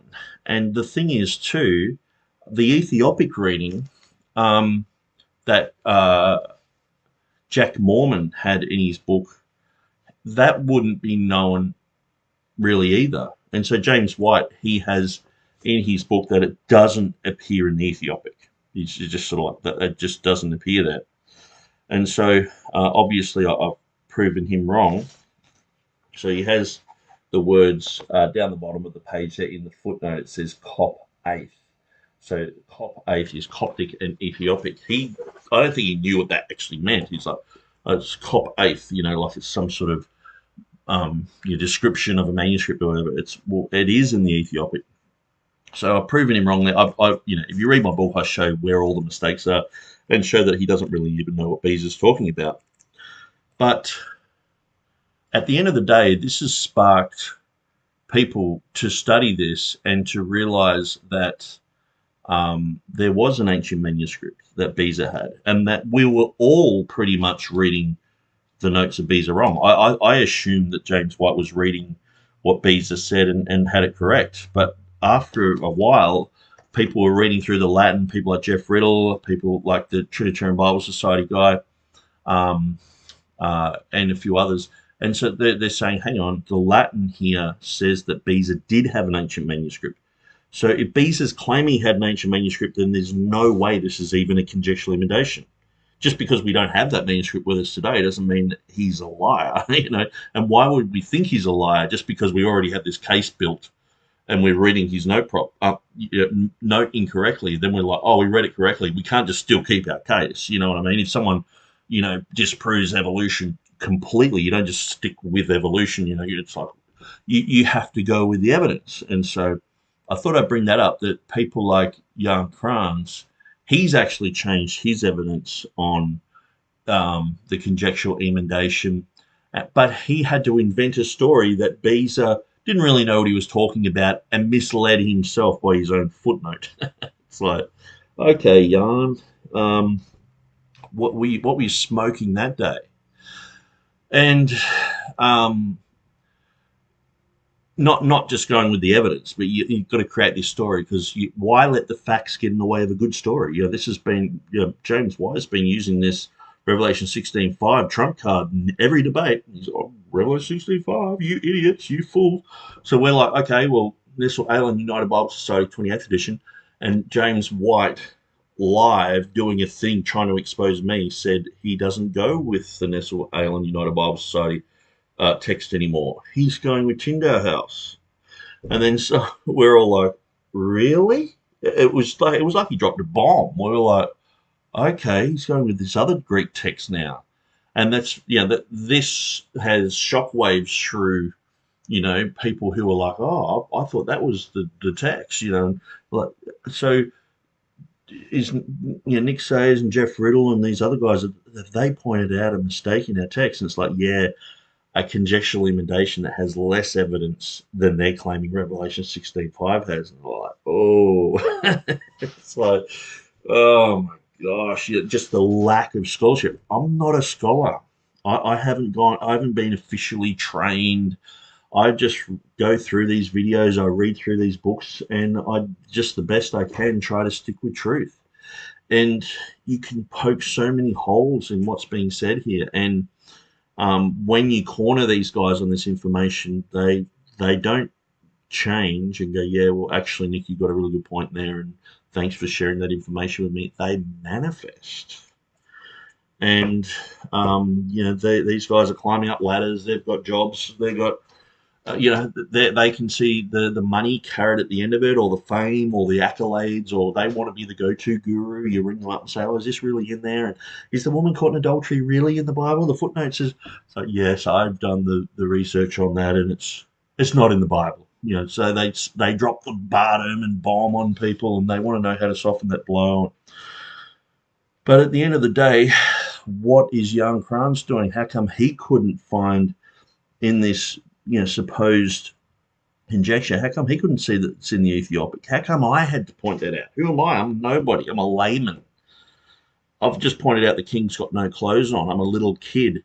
Hey, the king's got no clothes on. And they're all like, yeah, it does it. And they've changed Greek text over it.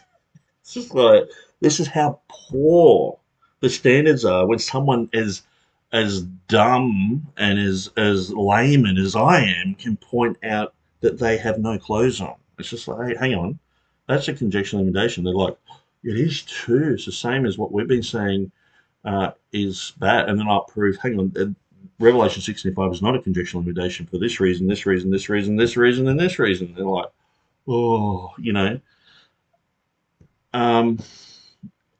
So Elijah Hicks and Jan Kranz, they probably wouldn't have even ended up on their radar had I not brought it up. It would still just be James White going Revelation 16:5 on his dividing line, bringing up the trump card.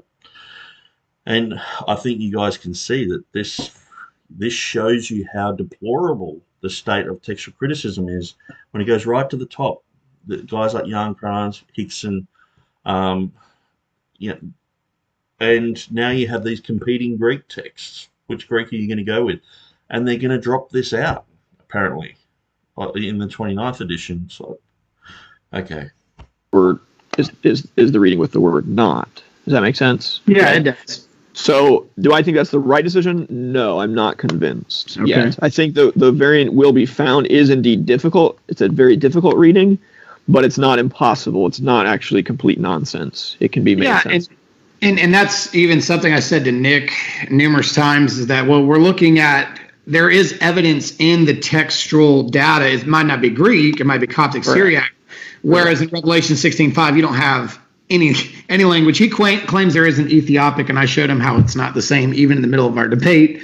But there are readings like that, which there are editors that we see in the academic world who differ on a conclusion like that one. Sure. And because I don't know, did they change it in the UBS or well, they haven't done an update, so I guess they wouldn't probably have done that yet. I wonder if they would. Well, no, they have because so the UBS 5 has the same text as the Nestle 28. So they did. So they would. Okay. Yeah, they did. And it's interesting that people will, newer updates to translations might even end up updating. So the translators are now going to have to make choices there. It's interesting that ESV doesn't have the not there. And they the only real translation that's been done since the Nestle Lawn 28, okay, is the CSB. Now the NASB and the NRSV are currently being revised, so it will be interesting to see what they do there. But to my knowledge, the CSB is the only one that's been updated significantly since the arrival of the Nestle Lawn 28, and sure enough, they do have a footnote at 2 Peter 3:10, and I think it's a confusing footnote, and folks can read about this on the ETC blog if they want. But they have rejected the conjecture in their main text. So they have put it in a footnote, okay? And I think the footnote is unclear because the footnote makes it sound like some Greek manuscripts have the word not, when that's obviously not true. Interesting. I think it's just a bit, their footnote is just too terse there, and so it's easy to misread it. I don't think they intended it the way it reads. But so we've got this new version coming out that sort of messes up the footnote, and it's like and these guys are critiquing the King James. They're saying we don't have a consistent methodology, and it's just like these new Bibles are coming out. It'd be interesting to see what they do, because they know deep down that half the time they're misrepresenting the evidence. Half the time the people doing these Bible translations, and they can't even read Greek or Hebrew. They have no idea what they're talking about. So anyway, but I just sort of point out too that there's been, I guess, a tiny little bit of accusation that I'm being a bit nasty to Stephen Boyce. But you can tell this is after our debate. He's like, I proved him wrong on the Ethiopic. I did, and so that's why I made the videos. I was like, I just kept seeing it coming up. I'm like, hang on, dude. No, you didn't. I actually personally contacted you and showed you information so as not to embarrass you publicly about the Ethiopic, and now you're still parroting it that I won that debate and I showed this Ethiopic thing and that, and it's like, so if you really want to know about all that, just watch my videos on the playlist. But anyway, there's a clear example of a translation committee fully aware that the Nestle Lawn 28 has printed a conjecture at 2 Peter 3:10, and they have consciously rejected that conjecture, as they have the full right to do. I think one of the very frustrating things as a if you could call me a professional text critic or something like that, but as somebody who works in this field, is people somehow think that the Nestle Lawn 28 is like the 10 Commandments come from heaven and all translators and all Christians somehow have to follow it. You get that? They don't even believe their own Greek texts. They want to convince you, move away from the TR, move away from the King James, not just because, it's bad, all that, but because it's certain. Because we're certain we're heretics. You know what I mean? We have certainty, so we're heretical. If you're uncertain, you're not heretical. It's just the opposite of what Scripture teaches. Jesus says we'll be judged according to his words that he says. And how are we going to know his words if we're all over the place? And like, I don't know if the Nestle Island, I don't know if it's a majority text, and I don't know. Should these last 12 verses be there? Woman caught in adultery, I don't know. It's probably not supposed to be there. Homiohanium, I don't know. It's got these Greek errors in there, and if we take it out, and it's all over the place. And so he's just basically saying he gets annoyed with people holding the Nestle Island United Bible Society text to the light and saying, is there any errors in it? And they find it. He's like, well, of course. Our text is filled with mistakes. It's just, anyway, I'm gobsmacked at what he's saying. Well, the editors themselves don't think of it that way. I mean, the whole reason they give you an apparatus in the Nestle Lawn edition. The editors themselves, they don't think that the text is reliable. or it's not 100% reliable. It is reliable, not 100%. It's like, what? How much percentage? 98%? So you're saying 2% of your Greek Bible could just be rubbish, or 1%, or what are you talking about here? Is so that you can disagree with their decisions, right? Now, obviously, they're convinced by their own decisions, as we all are. We all tend to be convinced by our own views. Doesn't sound like they're really convinced about 2 Peter chapter 3 verse 10. It's like they're not convinced that they have huge doubt over that. But they're not like speaking from on high, and we all have to follow. So it's the word of God, but it's not really the words of God. It's not from high. It's not from on high. It's not like God spoke it. It's not like this is the preserved words of God or anything like that. It's not like we serve a miracle working God who said the grass withers, the flower fades, and the word of our God will stand forever. Or, they're like, it's in the Greek. It's not in the translations. Okay, well, in the Greek, let's have a look at it. Oh, it's not in that Greek. Oh, which Greek? Not in that Greek. It's not this. What are you expecting? It's in the apparatus somewhere out there. It's like, Them, right? Any pastor, any commentator, any Bible translator is fully within their rights to look at the evidence presented in the Nestle Lawn and say, I disagree. Choose your own Bible. You don't like that reading, woman caught in adultery. Oh, I like that story. I'm gonna have it. Like he said before.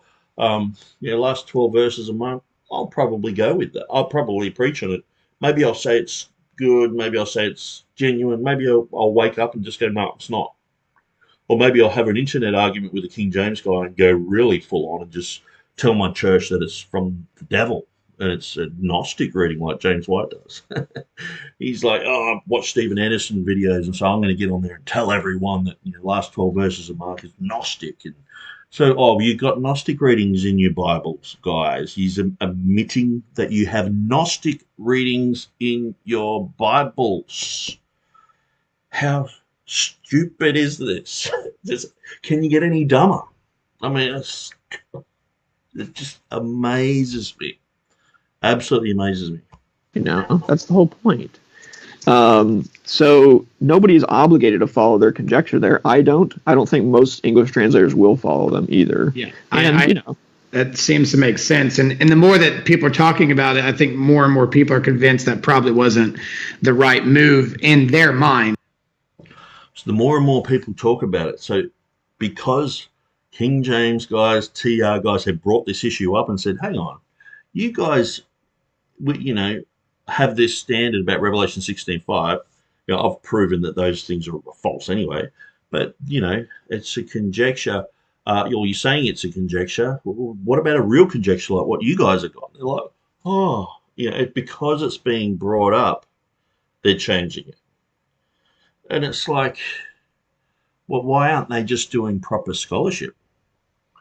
How come? I mean, the text has been pretty stable for since Westcott and Hort time. That even the papyri hasn't really added that much to it. And, at least since the 1950s, the text has pretty much been stable. Nestle Island text. Why can't they nail it? Why are they all over the place with the Coptic reading? And it's like, what's wrong? Or can't they do their job properly? When are they ever going to get it right? Or is this just part of it? We just have to put up with their sloppy scholarship. that they'll put it in there, and until a TR guy will point it out, and oh, we'll take that out. We'll sweep it under the rug and try not to tell anyone about it. And I think Elijah shares your view as well. Let's hit another one here in Mark chapter 1 that you brought up in the book on the statement of the Son of God in the very first verse. Yes, there's actually two textual variances that get asked about here, and that is the idea of prophets and Isaiah's name in verse number 2, as is written Isaiah the prophet. In the critical editions, more of your TR-based majority texts are going to have prophets, plural there, rather than Isaiah's name. So you actually have two here, and you didn't touch on the one necessarily in your book. You just hit verse 1, but maybe we can kill. Okay, so what I might do is this next section, it's going to open up another can of worms that probably, it's going to take, at least 20 minutes to work out. And so I'm going to finish it there. Thanks for joining us, guys. God bless you. So hopefully I'll be able to do the next section in just one big chunk. And so it'll be, I'm basically at the 50-minute mark. So the first one went for 20 minutes. This one's gone for 30 minutes, quite a bit longer, and I've dealt with other issues. And so hopefully the next 25-minute session will just be another video. But if it takes 2 or 3 or 5 videos, we'll do whatever it takes. And so sorry about this one being longer than usual. But that's the great thing about YouTube. If you want a little tip, you can click around YouTube and you can actually make these faster. If you just listen to 1.25, it'll speed me up a little bit, and that can help you get through these long videos. So sometimes I listen to videos on 2 times, especially if they're a really slow speaker, you can just speed it right up. But usually when it's very technical stuff, I might have to just do it on normal speed. But you should be able to speed me up at least to 1.5 and listen to this. And then on issues where I'm rabbit trailing and talking about all sorts of different stuff, you might be a bit bored with that. And so you want to fast forward it, but you don't want to miss a few little things that I've said.